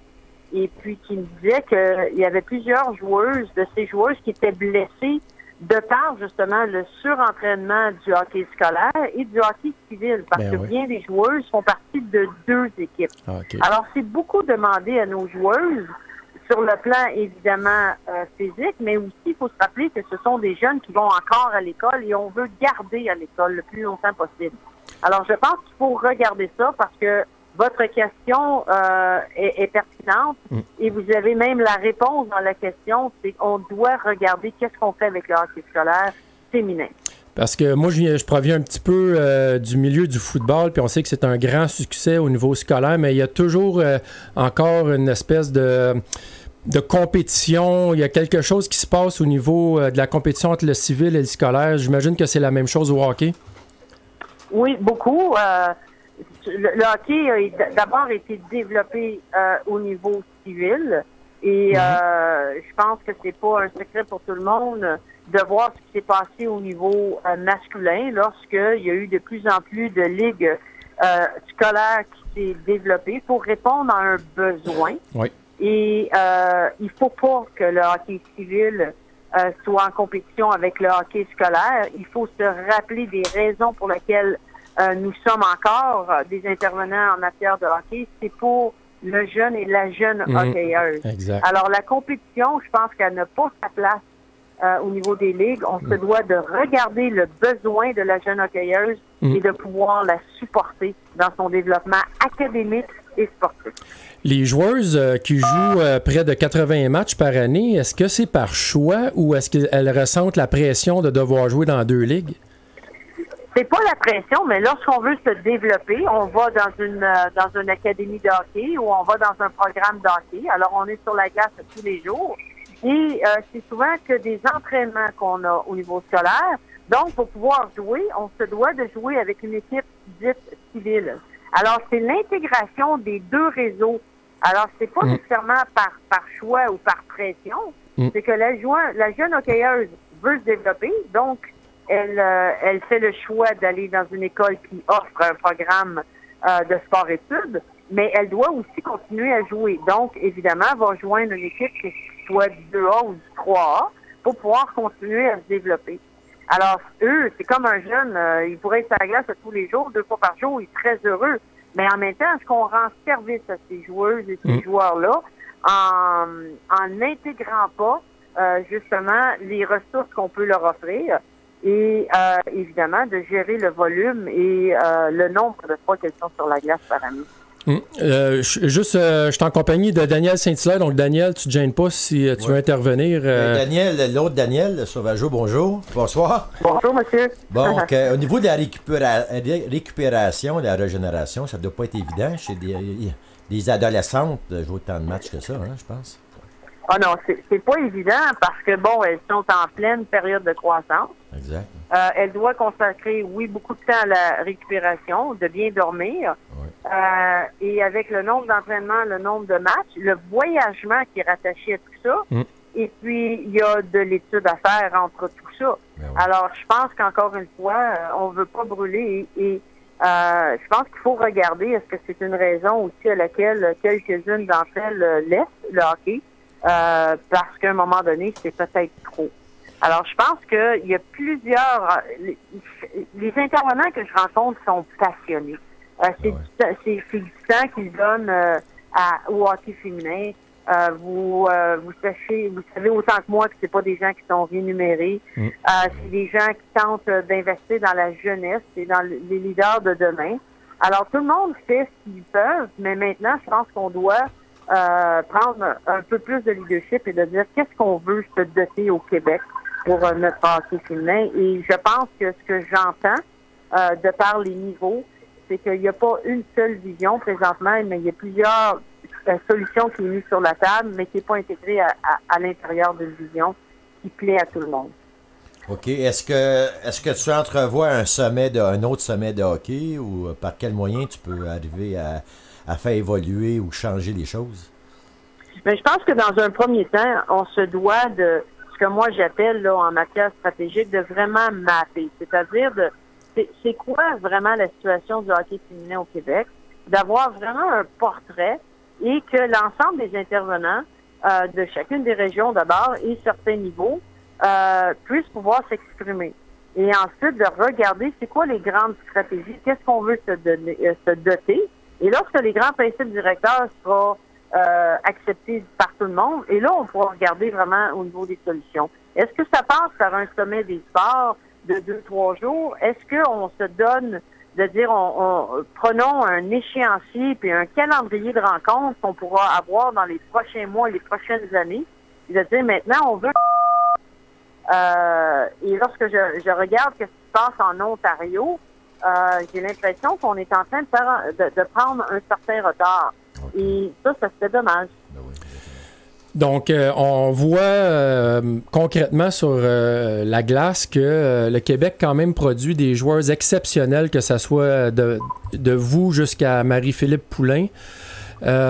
Est-ce que c'est un nombre insuffisant? Parce que j'ai vérifié, là, il y a 4 joueuses québécoises présentement avec l'équipe féminine canadienne. Je pense qu'ils sont 30 là, présentement dans le... Sont 26. 26 4 sur 26 dans le programme. Ça me semble très peu. Est-ce que vous êtes d'accord avec ça? En fait, à chaque fois que je peux m'exprimer sur la question, pour moi, c'est insuffisant. J'aimerais ça en avoir beaucoup plus. Des fois, c'est extrêmement difficile de faire la sélection de ces joueuses. J'ai l'impression qu'on se doit dans un premier temps de mieux soutenir, de les garder ici au Québec et de les garder au Canada et d'en faire aussi la promotion et de regarder quel type de hockey on développe.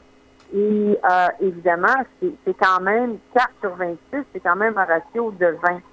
Mais il y a un temps où on était 35-40% de l'équipe nationale était composée de Québécoises. Mm-hmm. Cependant, c'est non seulement en nombre qu'il faut faire l'évaluation, mais en termes de qualité. Les Québécoises qui font partie de l'équipe canadienne sont souvent les joueuses de premier plan. Ouais. Ça aussi, il faut le considérer au-delà du nombre. Je pense que c'est un peu des joueuses d'impact que le Québec produit pour l'équipe nationale. Mais définitivement qu'on pourrait en avoir davantage si on leur permettrait justement de peut-être avoir un encadrement qui est plus ciblé. OK. nous, à la Fondation Équipe Québec, évidemment, je ne vous le cacherai pas, on prône la promotion, la création d'équipes nationales du Québec, surtout au hockey. On sait qu'il y a plusieurs nations non souveraines qui ont des équipes nationales qui participent à des championnats mondiaux. On ne parle pas d'Olympiques, là, surtout des championnats mondiaux. Au niveau du hockey féminin, il y a un manque de parité au niveau mondial. Est-ce que l'ajout d'une équipe du Québec serait une possibilité intéressante? La réponse, elle est oui. C'est la faisabilité est plus compliquée. Ici, par exemple, pour faire au niveau du championnat canadien, il y a 2 équipes de l'Ontario. La décision avait été prise à l'époque parce que l'Ontario ont beaucoup plus de joueuses en Ontario que partout autre au Canada. Alors, ce qu'ils avaient décidé, c'était de faire une équipe qui représentait les 4 provinces de l'Atlantique. Et on voit que ce programme-là de l'Atlantique a battu, entre autres, l'Ontario Rouge hier, qui est la meilleure équipe de l'Ontario.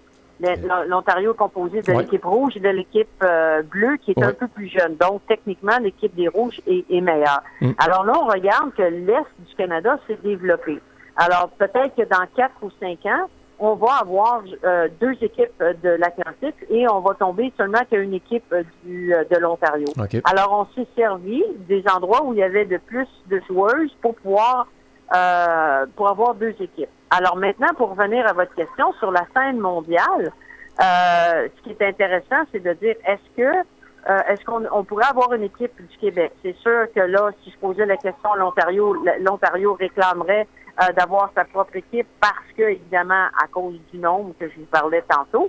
Mais une autre façon qui serait de développer une certaine pérennité sur la scène mondiale, c'est d'autoriser certains pays à avoir justement des joueuses qui proviendraient du Canada et ce serait principalement des joueuses qui proviendraient potentiellement du Québec.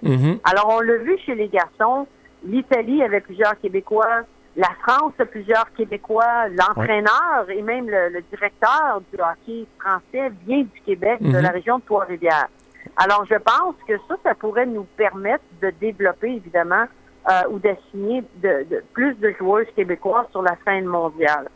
Alors, c'est sûr que moi, je suis comme vous, plus de Québécoises ou une équipe du Québec, tant mieux. Mais dans la faisabilité, je ne sais pas si on rendrait service au reste du monde, mais je pense qu'on pourrait davantage dire, prenez des Québécoises et tenter de développer votre hockey de cette façon-là. Oui, parce que je ne sais pas si vous savez, mais au hockey balle, il y a déjà des équipes du Québec qui participent au championnat mondial. Et d'ailleurs, les femmes ont remporté la médaille d'argent au dernier championnat mondial. Vous devez le savoir plus que moi. Est-ce qu'il y a une oreille attentive à ce genre de demande auprès de la... Est-ce que vous relevez de la IIHF, là? J'imagine que oui. Oui. OK, oui. Donc, est-ce qu'il y a des... oui. Je ne crois pas. Honnêtement, je ne crois pas que c'est même envisagé, dans le sens où chaque sport a sa propre structure. Il y a certains sports, comme vous l'avez dit, comme le hockey-ball, ce sont des équipes et les pays peuvent assigner plus qu'une équipe au championnat mondial. Ici, au Canada, oui, on relève de la Fédération internationale et cette structure-là relève maintenant ici au pays de Hockey Canada. Okay. Et Hockey Canada, évidemment, prônerait davantage l'assignation de 2 équipes canadiennes qu'une équipe canadienne et une équipe provinciale qui serait représentée comme vous le suggérez, par le Québec. Alors, je pense que ce qui serait davantage prôné, c'est d'avoir 2 équipes du Canada ou 2 équipes même des États-Unis pour faire peut-être un pendant de championnat mondial autre que d'une autre façon qu'on le connaît présentement. Ça serait déjà un bon pas dans la bonne direction, selon moi. Donc, c'est quand même encourageant. Est-ce que à ce niveau-là, il y a des oreilles attentives ou c'est vraiment juste dans les airs comme ça? Non, je pense que ça fait pas partie des plans. Il y a 6 ans maintenant ou 7 ans, là, il y a eu un programme. Moi, j'avais été, entre autres, assignée à l'équipe française, justement, pour tenter d'aider le développement du hockey international. Alors, plusieurs Canadiennes et Américaines avaient été assignées à des équipes nationales, entre autres la République tchèque, la France, la Suisse, la Norvège, avaient répondu à l'appel en disant « Oui, on aimerait voir qu'est-ce que vous faites chez vous. » Et pendant 5 ans, moi, j'ai travaillé avec la France, qui était au rang 22 à ce moment-là, a descendu au rang 9. Et dans les dernières années, il est retourné là, autour du 12 ou 13.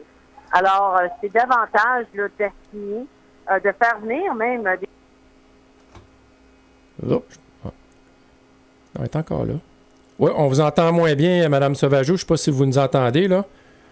Oui, bonjour. Oui, allez-y. OK, c'est reparti. Oui, c'est parti Alors, je pense que ce que je disais, je ne sais pas si vous l'avez entendu, mais c'est davantage là, d'assigner des intervenants canadiens et américains aux autres pays pour permettre aussi là, leur développement et l'inverse, d'avoir des joueuses de l'international qui évoluent chez nous, ici au Canada et au Québec, dans divers circuits universitaires.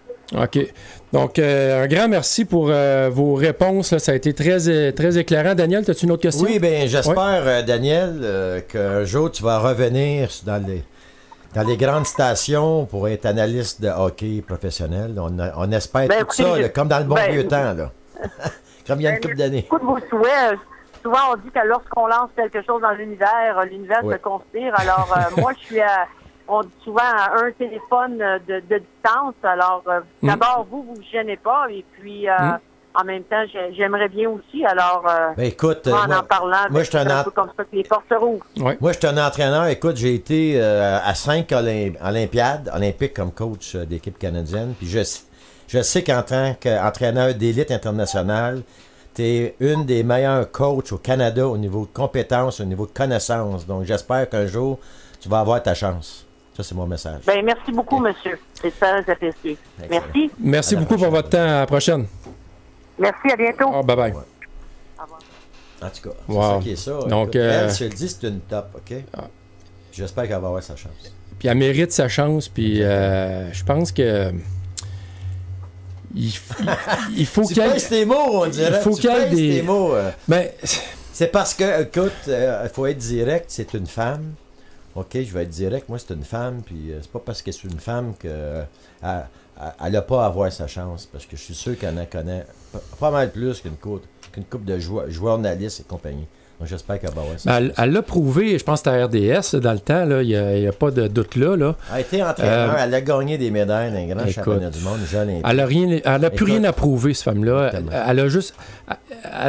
on doit profiter de toutes ses connaissances. Moi, mon rêve, c'est de l'avoir dans la Ligue nationale, au début comme assistant entraîneur, puis qu'elle fasse ses galons, puis on ne sait jamais, ça pourrait être la première entraîneur-chef d'une équipe. Moi, j'aurais pas peur d'y confier une équipe, personnellement. Effectivement, moi non plus, Daniel. Mais c'est sûr que moi, dans mon rêve, c'est que Danielle Sauvageau soit la créatrice d'une première équipe Québec. Mais déjà, ce qu'elle nous dit, que ça soit une deuxième équipe, disons Canada, entre parenthèses, Québec, ça serait déjà un pas dans la bonne direction. Vois-tu, elle est pour ça, elle le dit publiquement. Là. Ça, on va le diffuser partout sur les réseaux. Là.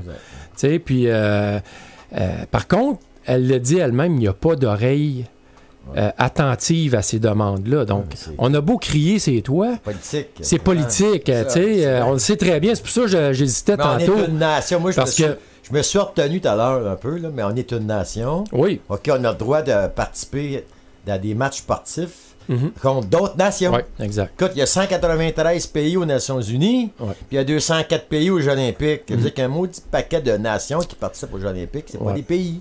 Donc, pourquoi oui, c'est ça, exactement. Danielle, elle sait tout ça, elle serait pour ça, mais elle sait qu'au niveau politique, il y a des embûches sérieuses.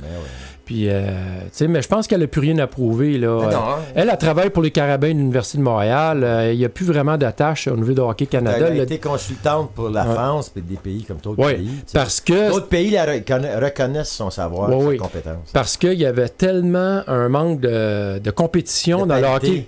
Écoute, dans le hockey féminin, c'était honteux qu'ils ont décidé d'envoyer l'expertise dans tous les pays émergents, là, France, Finlande, Russie, tout ça. Oui, vas-y, François, le micro est ouvert.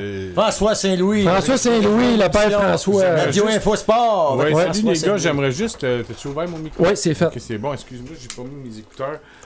J'aimerais juste ajouter un point, puis je vais revenir un peu plus tard à l'émission du Journal du Soir, mais pour Mme Sauvageau, je pense que, on en parlait tantôt, Daniel, comme analyste de matchs de hockey, Ah ouais. moi je l'ai écouté durant les Jeux olympiques et d'autres compétitions, puis elle vaut bien des gars Ben oui. qui sont là actuellement. Ben On est tous d'accord. Et dans le temps qu'on vit, là, il y a beaucoup de revendications pour avoir l'égalité, hein, ou le salaire égal, le travail égal, le salaire égal. Et pourquoi pas? Pourquoi est-ce que c'est toujours des gars sur le plateau d'analystes sportifs là, après les matchs de hockey? On s'entend bien là, Ouais. ici, là, parce que c'est L'antichambre, etc. c'est là, ouais. leur spécialité, hein, ces gars-là. Là. Ouais. Ben, Mme Sauvageau, elle, c'est sa spécialité aussi. Et pourquoi? Et puis peut-être que les gars feraient peut-être un petit peu de moins de niaiserie. Et ils seraient peut-être... Tu sais, on sait tous, les gars, quand il y a des filles dans la place, on se calme un peu. Et là, on commence à réfléchir un petit peu plus. Donc, le niveau d'analyse serait peut-être plus élevé que ce qu'on voit actuellement, là, des porte-valises du club de hockey canadien. Hein? Régent Tremblay en a subi des conséquences. À un moment donné, il critiquait trop, puis il s'est fait mettre dehors de l'avion. C'était dans le temps, on se souvient de ça? Mais enfin, ça, c'est un autre sujet. Mais Daniel Sauvageau a droit d'être sur les plateaux de télé comme analyste, puis je pense que s'il y a une revendication que Parce qu'il y a des filles qui aiment ça, le hockey, hein? Il y a bien des filles qui sont au Centre Bell. De plus en plus, ben oui. Et puis, ils ont le droit aussi d'avoir le côté, peut-être... c'est pas tous les journalistes qui sont allés sur la patinoire qui ont mangé des coups dans la bande, hein? Elle en a mangé. Puis, je pense que... on est en 2017, là. Je pense que Mme Sauvageau a tout à fait sa place sur les plateaux de télévision. En tout cas, moi, j'ai une suggestion à vous faire, les gars. C'est qu'elle est donc, en attendant, là, qu'elle aille sur les grands plateaux. Nous autres, vous pourriez peut-être l'inviter plus souvent. Puis qu'elle soit une des analystes sur Radio Info Sport. Je pense que ça serait une bonne idée. On montrait aux gens qu'il y a de la place pour les filles dans le sport. Puis commençons par Mme Sauvageau. Déjà, c'était une grosse pointure. Ouais. Ben écoute, elle a démontré beaucoup d'ouverture puis elle a répondu franchement à nos questions. Moi, je l'avais averti d'avance là qu'on ne mettrait pas nos gants blancs, qu'on allait parler d'équipe nationale du Québec. Puis elle n'a pas reculé du tout. Puis, elle l'a dit, tu n'étais pas là, Daniel, mais en début d'entrevue, elle n'est plus rattachée du tout à Hockey Canada au niveau de sa paye. Elle collabore encore beaucoup, mais elle ne travaille pas. Son chèque de paye ne vient plus de là. En tout cas, c'est le petit bout que je voulais profiter. Des fois, on a un privilège à radio aussi d'avoir un micro. Ben, j'ai profité un peu de votre émission, les gars, pour... vous faire une suggestion et de la féliciter aussi, Mme Sauvageau. C'est une grande dame du sport. Et en passant, juste avant de quitter, je pense qu'on a toujours des bons commentaires sur votre émission, les gars. Ça fait que on est bien content à Radio Infocité de vous avoir. Puis là, je sais pas, vous faites un boulot extraordinaire pour les jeunes, pour le sport, puis une équipe nationale, quand vous avez, je ne sais pas si vous en avez parlé tantôt, parce que j'étais avec monsieur Bernard. Bernard Meloche, on serait dans les finalistes pour le hockey féminin, dans tous les Jeux olympiques. On serait dans les 3 meilleurs au monde, c'est officiel. Puis, au dire même de Daniel... Peux-tu me lâcher lousse? Ben oui, vas-y, lâche-toi lousse, Daniel. Moi, dans un colloque d'entraîneurs, j'ai été voir Daniel il y a environ 2 ans. Je l'ai regardé dans les yeux. J'ai dit, écoute, Daniel, si on avait une équipe du Québec, est-ce qu'on serait au moins 3e au monde, aux Jeux olympiques, champion du monde? Elle m'a regardé dans les yeux, là, coach à coach. Là. Personne ne nous écoute à soir. Hein? On est entre nous autres. Elle m'a dit, on ne serait pas 3e, on serait 1er. Là, j'ai aimé voir le feu. Le feu à la raquette qui sortit de ses yeux. Elle dit non, on serait 1er. Si on avait un programme, là... Première. Financé... Première. Si on avait une équipe financée avec un entraîneur temps plein, des athlètes supporters à temps plein, écoute, selon elle, puis je la crois, le feu sortait de ses yeux, elle dit non, on serait première. Je dis OK. J'ai fermé la discussion, j'ai dit merci, je suis parti. T'as tout compris. En tout cas, suggestion, allez chercher cette collaboratrice, ça serait extraordinaire pour votre émission. Puis déjà que c'est relevé, votre show, les gars, là. Écoute, vous allez être la meilleure émission de sport au Québec. Vous êtes déjà dans la On pensait qu'on était la meilleure. Non, déjà la première ou dans les premiers, là, mais... Je sais qu'on est différents. Puis moi, pour n'avoir écouté de la radio puis de la radio sportive, je peux dire au moins que sport et société, nous autres, on en parle. Les résultats, moi, un tel a fait une pause, puis... tu sais, tout ça, moi, ça m'intéresse pas. Là. Moi, ce que j'aime, c'est les histoires de sport, puis la société, l'implication dans la société. Puis le sport, puis comme n'importe quel sujet, c'est pas apolitique. Il y a toujours une question politique en arrière de tout, finalement. C'est qu'on fait partie d'une société. Un de mes anciens professeurs d'enseignement religieux, Stéphane, me disait...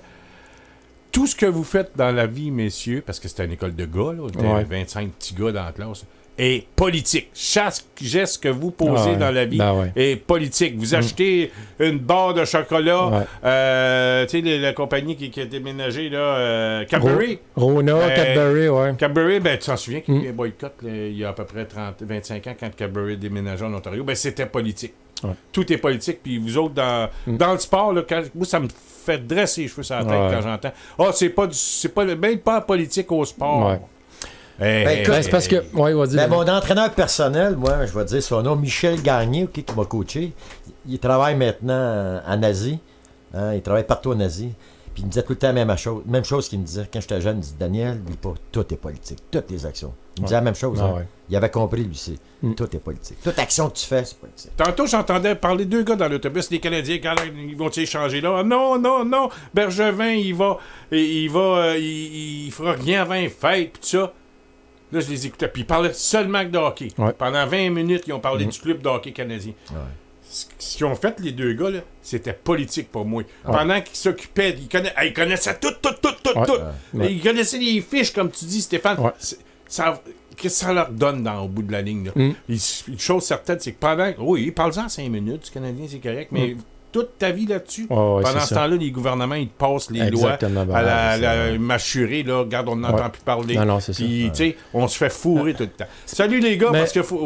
Mais c'est ça, mais c'est... Tu sais, le sport, il y a beaucoup de gens qui utilisent ça comme exutoire, comme l'opium du peuple. Tu sais, c'est que tu travailles fort toute ta semaine, toute ta vie, puis quand tu veux allumer la TV, t'as pas envie d'entendre parler de problèmes de la société. T'as juste envie de décrocher, prendre la boîte à bière, manger tes chips, puis écouter le sport. Mais une petite prise de conscience de temps en temps, tu sais, c'est pas méchant. Mais c'est ça. Puis si tu t'en occupes pas, ben les autres vont s'en occuper. Puis on le voit, le Centre Bell. Là. Le Centre Bell, c'est un élément de fédéralisme canadien puissant. Là. Le temps qu'on jase, là. Fait quoi? Trois manifestations que la Fondation Équipe Québec organise au Centre Bell. On va être bien franc, on va se parler entre nous autres. Là. Parce que moi, je n'ai fait des manifs avec Gilles Réaume et compagnie. Puis on annonçait ça. Je passais à Gilles Proulx, rendez-vous à tel endroit, à la radio, dans le temps, au Journal du Midi. Et puis, on se retrouvait là, on était 40, 50. Puis on passait à Gilles Proulx, on avait visité. Là. Tu sais, le monde, c'est pas des participatifs dans les manifs. Tu sais, on le voit, là, que la dernière fois, le gars, c'était bien, hein? Beaucoup d'efforts. Sylvestre est allé chercher des... Tu sais, on le sait, on connaît des filles, des gars qui ont embarqué sur la scène, tout ça, puis tu les as fait participer de Locas devant le Centre Bell. Mais les spectateurs, là, ils s'arrêtent pas trop, hein, pour venir nous jaser. Pourquoi vous êtes ici, tu sais? Ils sont dans un autre monde. Non, ils sont dans leur bulle, les autres vont voir le match du Canadien. Ils sont dans un autre monde, ils sont tout excités. C'est un peu normal, ils vont un spectacle, là. Tu sais, tu vas pas là souvent, puis tu sais, ça coûte cher, mais il y en a que c'est des réguliers, mais on avait de la misère à aller chercher... Le message, moi, j'ai pour le peuple, c'est que si tu t'organises pas, tu vas te faire organiser. Oui, t'as raison, mais je peux te dire une chose, depuis que vous avez parti de la manifestation, là, depuis quoi, ça fait 2-3 mois avant, là, le dossier a circulé dans les médias, hein? Il y en a qui en ont parlé dans le Journal de Montréal, une équipe Québec. Ça a circulé. Donc, le travail... écoute, regarde juste le move qu'on a fait, l'action qu'on a faite quand on a rencontré l'ambassadrice. Écoute, l'ambassadrice s'est rendu à Québec rencontrer Nation Nordique. Puis 2 jours après, Bettman a dit que peut-être que le Québec, c'est pas si fermé que ça. Bettman a été mis au courant que la KHL s'intéresse à Québec, le centre Vidéotron, là-bas. Écoute, si Bettman ne bouge pas, les Russes vont bouger. Est-ce que ça a avancé, ce dossier-là? Non, vous n'avez pas entendu parler de là, rien. on n'est pas trop en contact avec eux, mais je sais que, oui, ça avance. Mais ça avance tranquillement. C'est certain que... On ne sait pas tout, là, tu sais. Il faudrait qu'on retourne voir retournez voir vos contacts. Mettez un peu de pression, ça serait bon. Parce que je sais pas comment ça s'organiserait, mais Montréal, mais Québec redeviendrait sur la carte du monde du hockey, hein, puis international. En plus, exact. Ça serait quasiment mieux. Ouais, mais François, c'est tout le temps qu'on avait avec toi. On va passer à Simon Lavie. Est-ce que tu es là? Allô? Oui, vas-y. Simon? Ah, il nous entendait parler. Oui, attends un petit peu, je pense qu'il essaye de parler, là. Oui, est-ce que... Qui est en ligne? Ah, le micro est ouvert, tout est en place, mais je ne sais pas s'il nous entend. On avait Simon Lavie qui devait nous appeler là de New York. Si tu nous entends, c'est le numéro, Daniel, qui finit par 5535. Je ne sais pas si ça dit quelque chose. Je vérifie, ça finit par 5535. Fait que, parce qu'on a quelqu'un à 9 heures qui va nous appeler aussi. OK. Est-ce que vous nous entendez? Bon. On n'entend pas pour l'instant. Ça finit par 4 je pense. OK. Bon, ben écoute... Bon, on va continuer de parler. Il y a quelqu'un... Si vous nous entendez, raccrochez puis rappelez-nous, parce que là, on dirait que la ligne n'a pas bien rentré dans le studio. Des fois, ça arrive. À moins que la personne n'a pas fait l'heure. Non, elle est là. Elle est dans le logiciel, là. Okay. Mais on l'entend. En tout cas, ben là, Simon Lavie est à New York en ce moment. Sa fête, c'est le 4 novembre. Oui. Donc, il va assister au combat Steven contre Wilder. Je pense qu'il a assisté à la pesée, ou une des pesées qui avait lieu aujourd'hui, je pense, là. Donc, il se peut nous parler de New York sur le combat, puis les cotes, là, sont à 10... 10 contre 1, ouais. Ça n'a pas changé, ouais. Pour Wilder, donc il nous a dit que Steven est en forme.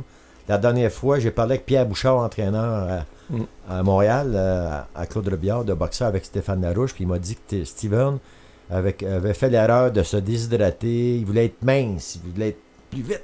Okay. Mais c'est un poids lourd, il n'y avait pas d'affaire à perdre du poids. Donc là, je pense qu'il n'était pas à son 100% lors du dernier combat. Oui, Simon, est-ce que tu es là? Non, c'est Gilles. Ah, Gilles, ok, Gilles, excuse. Parce qu'on attendait quelqu'un à 45, puis je pense qu'il n'a pas appelé. Donc, je suis avec Gilles Cloutier. OK, un entraîneur de distance, longue distance. Dans quelle ville t'entraînes en ce moment, Gilles? Je suis à Châteauguay surtout, puis à Armstrong aussi depuis 17 ans. Okay. Je donne des cours de bootcamp, entre autres, là, du conditionnement physique, mais la plupart de mes choses sont axées sur la course. OK. Et là, on va parler de toi un petit peu, de ton cheminement. Tu viens de où? T'es né où? Tu fais du sport quand t'es jeune? Raconte-nous ton enfance, un peu de où tu viens. OK, je viens de Rosemère. OK. J'ai fait mon cours classique à Sainte-Thérèse. OK. Le séminaire Sainte-Thérèse, toi tu connais sûrement ça, tu as vu la piste maintenant. Les facilités sont extraordinaires, mais dans le temps, ça s'appelait séminaire Sainte-Thérèse. Maintenant, c'est le cégep Lionel Groulx. OK. Et quel sport t'as fait quand tu étais plus jeune, adolescent? J'ai toujours couru depuis que j'ai 15-16 ans. Je courais avec la Légion canadienne. OK. Mais j'ai joué au ballon sur glace beaucoup. OK. Et de la gymnastique, du conditionnement physique, du cross-country, des choses comme ça. Est-ce que tu es devenu éducateur physique ou qu'est-ce que tu as fait dans la vie avant de devenir là, coach en ce moment de... J'ai enseigné 7 ans en éducation physique, mais j'étais pas ce qu'on appelle dans le temps légalement qualifié. Okay. Ce qui fait que je suivais des cours l'été. OK. Et l'été, puis bon, les fins de semaine, puis tout ça. Mais après 2 ans, la vie m'a emmené ailleurs. J'ai été dans l'hôtellerie pendant 10 ans, etc. Okay. Là. Okay. Mais pendant 7 ans, j'ai enseigné. J'ai enseigné à l'école Louis-Philippe Paré à Châteauguay. OK.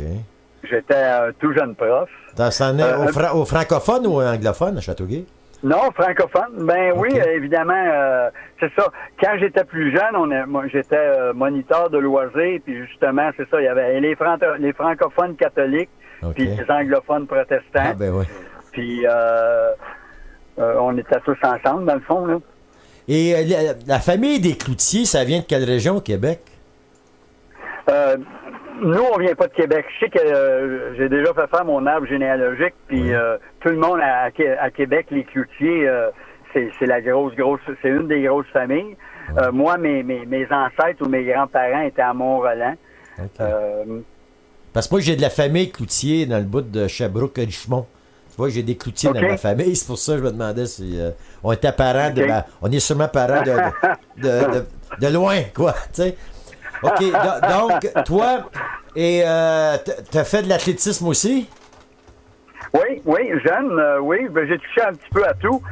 Comme je te dis, j'ai pas fini mon cours, j'ai pas passé mon bac, mais j'ai fait un paquet de formations en partant de... C'est ça.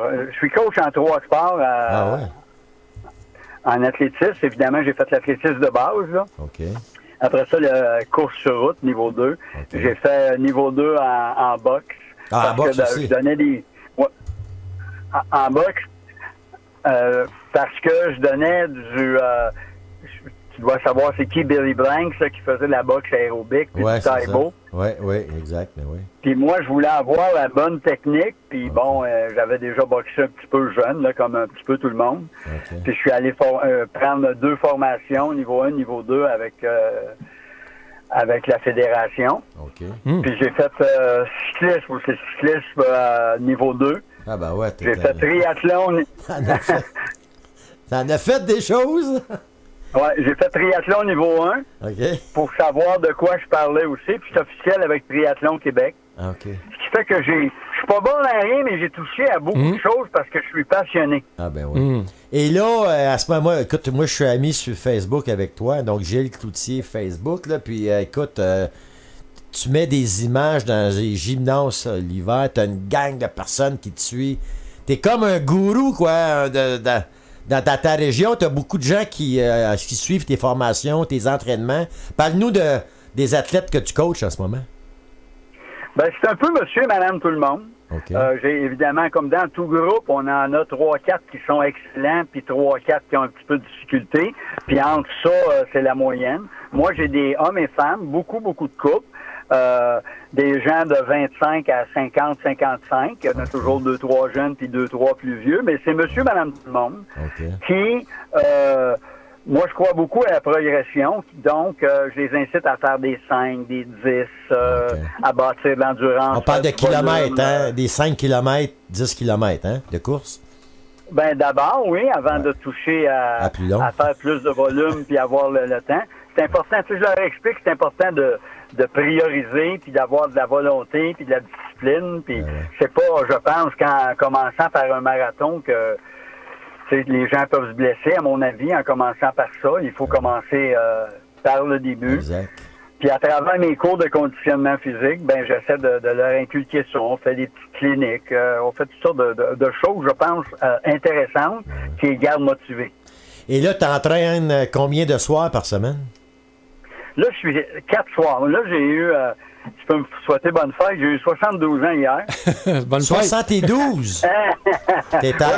T'es en forme en tabarouette. Je regarde les photos, là, puis t'es en forme, là, en tout cas. Oui, j'ai fait attention à moi toute ma vie. Je suis quelqu'un qui vit de ça, le conditionnement physique. Mais évidemment, c'est plus comme c'était, là. Faut pas regarder trop en arrière, là, mais quand même, je me garde en forme pour mes clients. Ben, t'es un modèle en même temps pour eux, hein. T'es un modèle. Ils aimeraient ça un peu te ressembler plus tard à 72 ans, tu sais. Moi, j'aimerais ça te ressembler à 72 ans. T'es un petit jeune, toi. Ouais, mais j'ai 63, mais je pense que tu me bats aux 5 km, toi. Tu me bats même aux 100 mètres, je pense, en ce moment.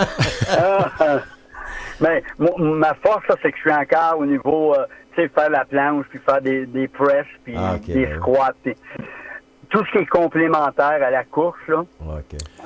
Donc pour toi, c'est une passion, hein? Pour toi, c'est une passion entraîner.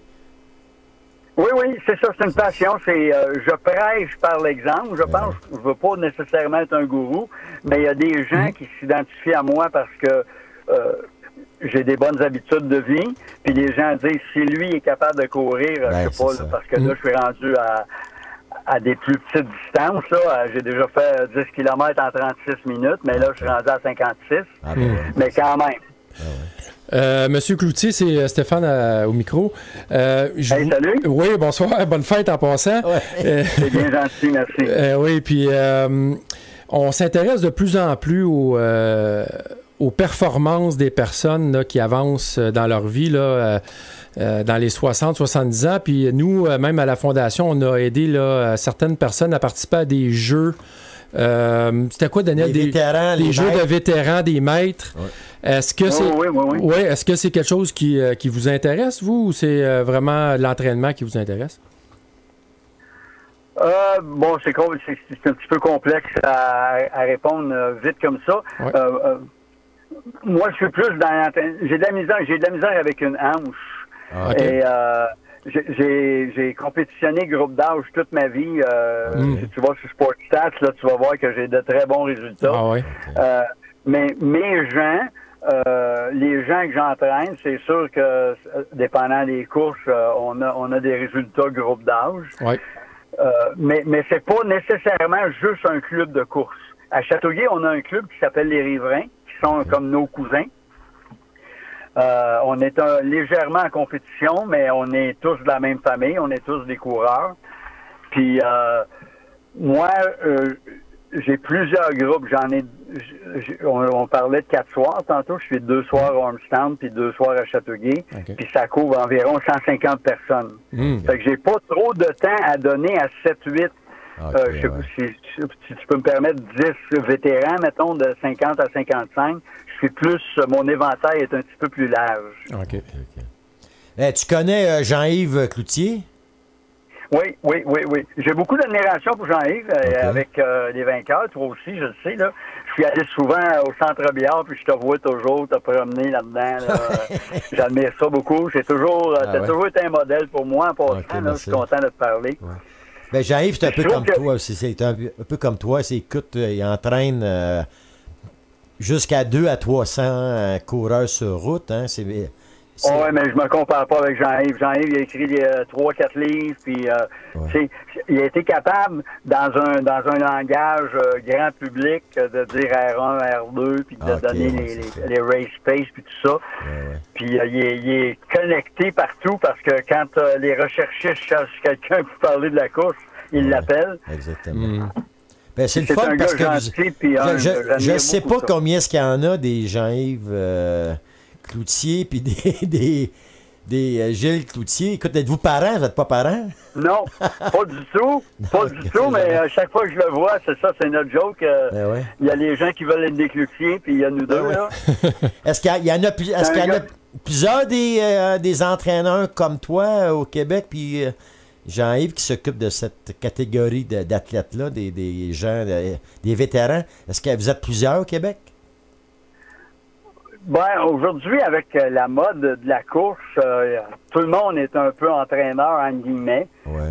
C'est bon, c'est pas bon. Là. Moi, je dis tout le temps, c'est pas parce que tu fais 2 marathons que tu devrais entraîner. Là. Ben oui, c'est ça. Il faut lire sur le sujet, suivre des formations, avoir de l'expérience. Non, je le sais. Éviter les blessures. C'est parce que c'est tellement... vous devenez tellement des experts à entraîner des athlètes du vétéran, parce que, par exemple, moi, je suis un entraîneur d'élite, d'athlète d'élite, mais plus jeune. Puis il n'y a pas longtemps, je ne sais pas si tu connais ça, ce nom-là, Serge Rollin. Je ne sais pas si tu connais le nom. Ah, je connais ce nom-là, mais je ne connais pas ce monsieur-là. C'est un ancien sprinter québécois, écoute, qui courait à 18 ans, 10,5, OK? Juste situé, Jesse Owens, à 21 ans, courait 10,3. On parle de temps manuel. On avait un Québécois qui était à 18 ans, qui faisait 10,5 dans les années 68-70. OK? Donc, un talent aussi grand presque peut-être que Jesse Owens. Puis, il n'y a pas longtemps, environ, il y a 2 ans, il est venu à Robillard. Je l'ai rencontré dans une soirée. Puis, il venait à Robillard pour s'entraîner. Puis, moi, j'ai aucune expérience avec les vétérans, OK? Les gens de 50 ans, 60 ans, j'en ai pas d'expérience. Là, je commence à me documenter. Je vais peut-être une bonne fois aller te voir pour avoir des conseils. Parce que le premier entraînement qu'il a fait, écoute, il s'échauffait. Je suis parti 10 minutes aller régler un problème à l'administration. Je suis revenu, il était à terre. Il venait de se déchirer son tendon d'Achille. Tu comprends? Okay. Là, j'ai compris qu'entraîner un vétéran, c'était pas pareil comme entraîner un jeune de 20 ans qui est à son maximum au niveau physique, tu sais. Là, j'ai compris mais toi, t'as vu ça avec des chevaux de course, là. C'est sûr que c'est pas pareil, là. Non, mais c'est ça, j'ai compris que une des choses les plus importantes avec les vétérans, c'est progresser lentement. Hein? Progresser lentement. C'est le principe, quand tu vieillis, faut que tu t'échauffes plus longtemps. Oui, c'est ça. Et il faut que tu donnes des charges d'entraînement plus petite, avec une progression qui est beaucoup plus longue qu'un jeune de 16, 17, 18, 20 ans. Là, moi, je me souviens, écoute, Benu Surin, à 1 an et demi, je l'entraîne, il est déjà championnat du monde junior. 1 an et demi. OK? Un jeune de 18, 19 ans. Mais un jeune de 60 ans qui t'arrive, c'est pas pareil. Il faut que tu y ailles plus lentement. Parce qu'il peut avoir des séquelles. Il faut penser que ses tendons et ses ligaments n'ont pas la même... c'est moins vascularisé. Oui, c'est ça. Exactement. En tout cas, j'ai beaucoup appris. C'est comme une voiture. Hein? Moi, je compare toujours les athlètes. C'est de la mécanique. Là. Exactement. Exactement. Puis tu as des Ferrari, puis tu as des Lada. Hein? Mais toi, tu as toujours coaché... du haut niveau, oui, tu es un dépisteur, puis tu es capable de recruter du talent. Là, oui, mais je peux te dire que quand j'ai eu mon ami qui est venu s'entraîner, puis que je l'ai vu à terre avec le talon d'Achille déchiré, je suis devenu très humble et modeste. En 5 minutes. Oui, absolument. Absolument. J'ai dit, OK, j'ai beaucoup à apprendre à ce moment-là. Tu coupable un peu, là. Oui, exactement.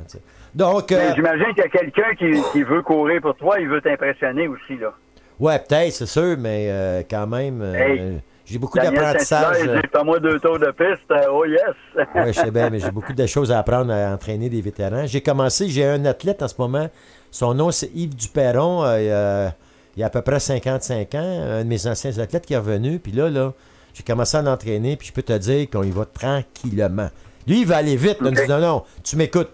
C'est moi le coach, mais on va aller tranquillement. Absolument. Puis là, il y a du plaisir. Hein, dans le fond, c'est oui, ça. Ralenti parce que l'esprit, tu sais comme moi que notre esprit ne vieillit pas. Le corps vieillit. Mais toi, dans ta tête, tu penses que tu as 18 ans. Là. C'est ça l'erreur de moi, Daniel, je pense que j'ai toujours 35. Oui, ben, c'est ça, exactement. Moi, il n'y a pas longtemps, j'ai commis l'erreur qu'une de mes athlètes. Là, j'ai une débutante, j'ai sauté avec elle. Okay, j'ai 63 ans, j'ai sauté, je ne suis pas entraîné. Puis au 4e saut, j'étais claqué à l'ischio-jambier. Là, je l'ai regardé. Écoute, sans aucun échauffement, comme d'habitude. Un coach, j'avais pas besoin de s'échauffer, mais au 4e saut, j'étais claqué. Donc, je dis, OK, mon esprit a 18 ans, mais mon corps a 63 ans. Tu te pensais plus sage que ça, Daniel? Non, je suis comme avant, pas aussi sage. Donc, parle-nous donc de tes athlètes, tes meilleurs résultats, des résultats que tu es fier, puis... tu sais, quelqu'un qui est arrivé pas en forme, qui a fait de quoi? Parle-nous de tes meilleurs souvenirs, tes coups de cœur dans tes athlètes. C'est difficile pour moi de nommer des noms. De toute façon, les noms... J'étais sûr. Tu veux pas froisser personne, c'est ça, là? moi, ce qui m'impressionne, c'est que des gens partent en début d'année avec un objectif. Par exemple, cette année, je te donne un exemple, j'ai 10-12 personnes qui ont couru leur premier demi à vie. OK. Ça s'est fait sur 6 mois, ils ont eu des blessures légères, sont venus, sont allés en vacances.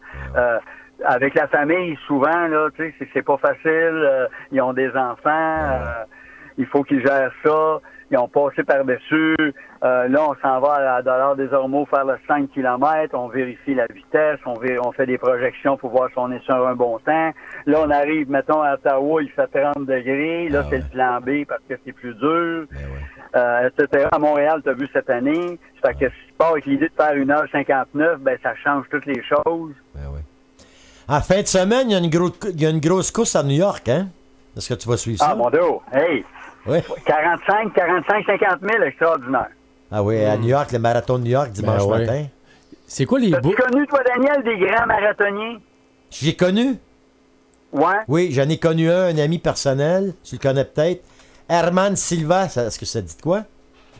German Silva? Non. Il a gagné 2 fois le marathon de New York, OK? C'est un ami mexicain. Oui, puis c'est le gars, je ne sais pas si tu connais dans l'histoire de marathon de New York, un gars qui reste peut-être 2 km à peu près, puis il y a un policier qui dit « Va-t'en à droite ». Le gars, il est avec un autre Mexicain, puis il s'en va à droite, puis il y a un autre policier plus loin, environ 400 mètres, il dit « Non, il aurait fallu que tu continues ». Puis le gars, là, je sais pas si tu te souviens du vidéo, de l'histoire, là, de ça. Jamais tu vas sur YouTube, tu marques Marathon de New York, German, G-E-R-M-A-N. Notre famille Silva. Herman! Oui, Herman Silva, le gars, là, le policier l'avait envoyé dans la mauvaise direction. Il restait pas grand, peut-être 1 ou 2 kilomètres. Le gars, il a été, mais il était tout seul. Là, il regarde, c'est tabarnouche, le gars qui était avec moi, il est pas là. Là, il y a un policier, il dit « Hey, t'es pas à bonne place. » Il a fallu qu'il revienne. Puis là, il a gagné le marathon de New York dans les derniers mètres. C'est une course qui est célèbre à New Malgré York. tout ça, ouais, c'est ça. En tout cas, Herman... Il y a encore beaucoup d'histoires comme ça, hein, où des bénévoles envoient des ils font des gars en tête à la mauvaise place. C'est incroyable. C'est malade, tu sais. Puis en passant, M. Cloutier, Jacqueline Garreau, on la connaît, gagnante du marathon de Boston. Oui. Oh oui, la fille avait pris le métro en avant d'elle. Oui. Ben oui. Puis en passant, si jamais vous voulez l'avoir comme inspiration pour vos élèves, là, elle est disponible. On l'a interviewée il y a une couple de semaines. À l'émission, oui, ouais, comme vous. Comme vous. Puis elle fait encore là, des conférences, des rencontres là, pour motiver les gens. Donc, c'est vraiment une personne qui est disponible. Puis écoute, elle a tout un palmarès. Là. Gilles, je sais pas si tu sais. Je sais pas si tu savais. Elle m'a souhaité bonne fête hier. Ben, ok, je vous apprends rien. Je vous apprends rien d'abord. Mais à l'émission qu'on a eue il y a une couple de mois avec elle, Jacqueline Garreau, elle nous a avoué que lorsqu'elle s'est rendue au fil de départ, à la ligne de départ, l'organisateur a refusé qu'elle parte avec les premières. Il a fallu qu'elle parte derrière le peloton. Puis pendant tout le... La fois qu'elle a gagné? Oui, l'organisateur, lui, il est en contact avec... Oui, elle nous l'a dit à notre émission. Et puis là, il a fallu qu'elle fasse du zigzag pendant tout le marathon. Puis lorsqu'elle est arrivée à la fin, elle a vu qu'il y avait une fille qui était sur une tribune. Je pense que son nom, c'était Silva aussi. Non, Rosa Ruiz. Rosa Ruiz. Ouais. Et là, elle dit, elle comprenait pas. Elle dit, je comprends pas. Elle grossette un peu. Elle a un chandail de laine, elle n'est même pas trempe, elle n'est même pas humide. Elle dit, je comprends pas. Je pensais que j'avais gagné. Mais tu sais, elle n'était pas sûre. Finalement, il y a des étudiants de l'université de MIT qui l'avaient vu entrer dans les derniers mètres, mettons, je sais pas, 1 kilomètre. Elle était rentrée dans ce circuit et elle avait fini la course. Donc, Jacqueline Garreau... Il ne faut pas être très intelligent pour embarquer à 39 km et penser pas se faire prendre. Oui, mais c'était un coup, stunt publicitaire. Il y avait une compagnie qui l'avait commandité, puis il fallait qu'elle gagne, puis c'était une affaire de publicité. Puis je pense c'est une des grandes injustices du sport, c'est que Jacqueline n'a pas pu, cette journée-là, avoir le podium. Elle n'a pas eu son heure de gloire. Elle l'a eu plus tard. Son heure de gloire. Oui, mais tu sais... C'est quand même pas la même chose. Ben non. Ça me rappelle Sylvie Fréchette au Jeu de Barcelone en 92. Même chose. Elle a eu sa médaille un an plus tard. Je pense que c'était au Centre Bell, au Forum, je pense. Elle a eu sa médaille. C'était Jacques Villeneuve qui était là avec elle. Puis ça va passer à la télé, une émission spéciale, mais un an plus tard. C'est pas pareil. Puis c'est qui qu'on a interviewé, l'haltérophile, là, que suite au dopage de 2-3 athlètes, elle a gagné la médaille d'or. Je pense son nom. Oui, c'est ça, exactement. Ouais. Écoute, elle a reçu sa médaille d'or comme 8 ans plus tard. Ben oui. Tu sais, elle est bien contente, mais il reste que son moment de gloire, elle l'a pas eu. Hein, tu sais. Donc, c'est le sport, hein? C'est la beauté puis la tristesse du sport en même temps. Oui. J'ai une question pour vous, M. Cloutier.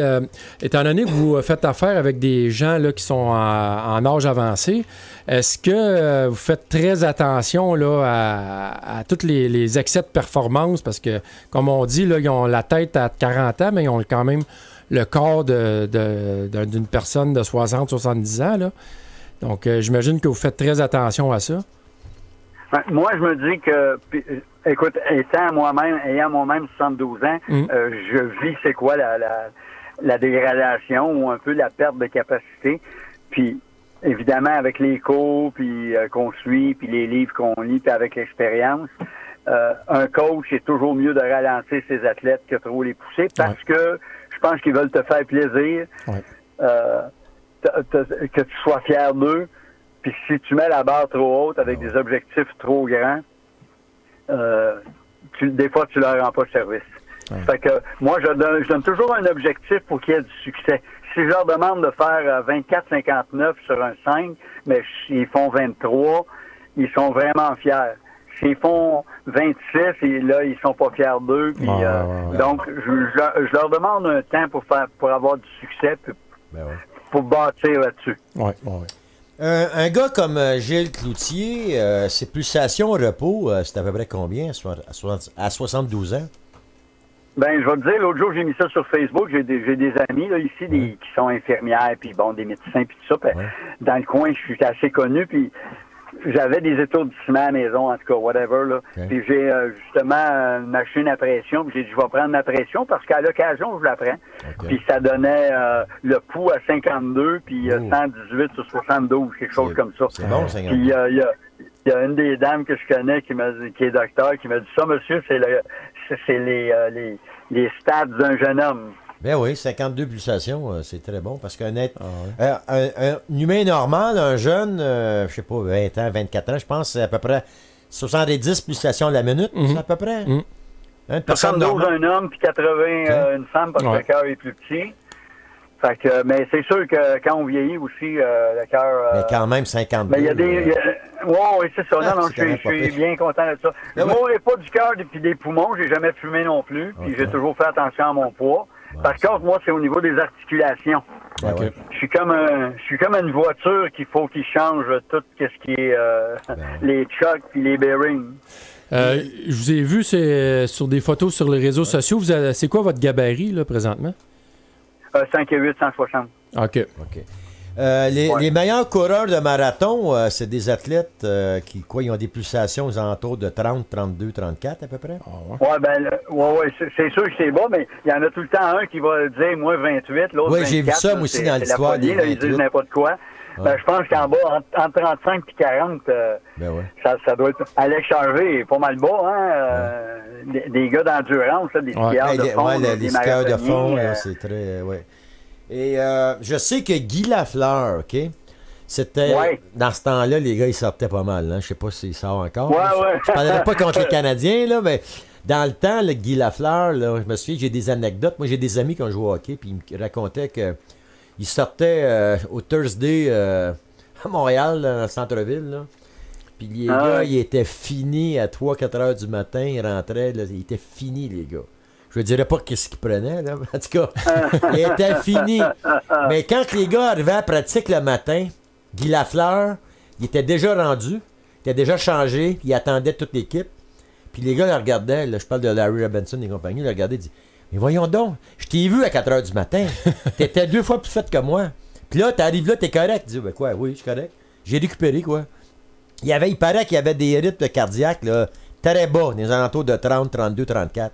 Guy Lafleur, c'était un gars qui était génétiquement doué. OK, donc il récupérait. C'est un naturel génétiquement doué. C'est ça, avec une récupération pas possible. Exactement. Moi, j'ai été à New York il y a une couple d'années, Gilles. Je sais pas si tu connais ça, à l'époque, là, il y avait des courses de ultramarathon. Il y avait 3 courses. Il y avait le 700 000, il y avait le 1000 000, puis il y avait le 1300 000. Je pense que les athlètes avaient comme 2 à 3 semaines pour faire ça. C'était Sri Chinmoy. Je ne sais pas si tu connais ça. Oui. Ben, Dominique Bérubé, là, c'est un chum qu'on connaît tous les deux. Là, il me disait ça. Tu demanderas à Daniel qui parle de Sri Chinmoy. Oui, parce que moi, j'avais été à New York le rencontrer, parce que j'avais écrit un livre à l'époque. Et ça m'avait fasciné de voir ces coureurs-là. C'était des gens qui faisaient de la méditation. Les gens, ils mangeaient en courant, parce que c'était le premier quand même, c'est une course. Il y avait des tentes, je pense que c'était à Forest Hill, New York. Là. Il y a ce qui joue au tennis, là. Il y a un parc. Là. Ça, soit au Flushing Meadow, que je ne suis pas sûr c'est où, là, mais l'endroit où il joue au tennis à New York. Et il y a un grand parc, là, puis Sri Chinmoy, l'équipe Sri Chinmoy, il y avait une équipe avant qui s'appelait l'équipe de triathlon Sri Chinmoy dans une centaine de pays dans le monde. Sri Chinmoy, c'était un maître de méditation qui enseignait la méditation aux Nations Unies à New York. Okay? Donc, il enseignait aux leaders mondiaux pas qu'ils payent sur le piton rouge de la guerre mondiale, et ainsi de suite. Ah oui, c'est vrai, oui. Ils apprenaient à relaxer et à méditer. Lui, c'est un gourou, hein, on s'entend. C'est un gourou, puis écoute, ça m'avait impressionné, ça. Écoute, 1300 000, pas des kilomètres, des 1000. Il y avait à peu près 3 semaines pour faire ça. C'était incroyable. Ça, c'était vraiment du ultra-marathon. Hein? Parce que quand tu cours, là, des fois, ça te tente de lâcher dans ta tête, là. Le petit hamster, là. Quand tu cours une course, là, il n'y a pas une voix qui dit hey, qu'est-ce que je fais là? Je suis plus capable. Ça arrive-tu des fois quand tu cours? Ben oui. Donc, as-tu déjà, OK. C'est 60%. Ouais. Physique puis l'autre mental, c'est ça? C'est beaucoup de mental, la course, hein? Oui, mais il y a aussi une question d'habitude, hein? Puis, comme tu dis, il y a des gabarits, puis il y a des gens qui génétiquement sont faits pour courir longtemps. Ben, exactement. Ben, je pense que aussi, quand tu fais de la course, j'en ai fait un peu à l'époque, là. mon entraîneur nous faisait faire beaucoup de courses en début de saison. J'ai même fait le 5 km du Parc La Fontaine en passant. J'avais couru, si ma mémoire est bonne, j'étais en forme quand même. 17 minutes 48, OK? J'étais sauté en hauteur. Wow. Non, mais j'étais bon en demi-fond. En cadet à 15 ans, j'avais couru 2 minutes 7 au 800 sans entraînement. J'étais doué pour le demi-fond, mais j'aimais beaucoup mieux le saut en hauteur. Tu sais, 3 secondes d'élan, tu sautes. C'est ça l'activité. Tandis que courir, je mais toi, toute ta vie, Daniel, là, c'est saut en hauteur surtout. Oui, là, oui, aussi, mais j'avais pas la tête. Bruni. Oui, mais j'avais pas la tête de faire du demi-fond puis du fond. Mais je pense, selon mon entraîneur, j'étais plus doué pour ça. Mais tu sais, écoute, mon caractère, ma personnalité, il voulait pas que je fasse ça. Tu sais, j'étais un gars qui aimait m'amuser pas longtemps. Il n'a pas souffré longtemps, en tout cas. Mais quand j'ai fait du demi-fond, ce que j'aimais, c'était un peu de la méditation. Parce que quand tu cours, des fois, là, une demi-heure, 1 heure, tu penses à tes problèmes, hein, tu règles tes problèmes. Puis tu as des endorphines, des hormones de bien-être qui sont sécrétées. Tu finis, là, puis t'es bien. Tu sais, t'es bien dans ta peau. Je pense que c'est ça, pourquoi tu fais ça aussi, pour enseigner ça, donner ça à tes athlètes, là, tu sais.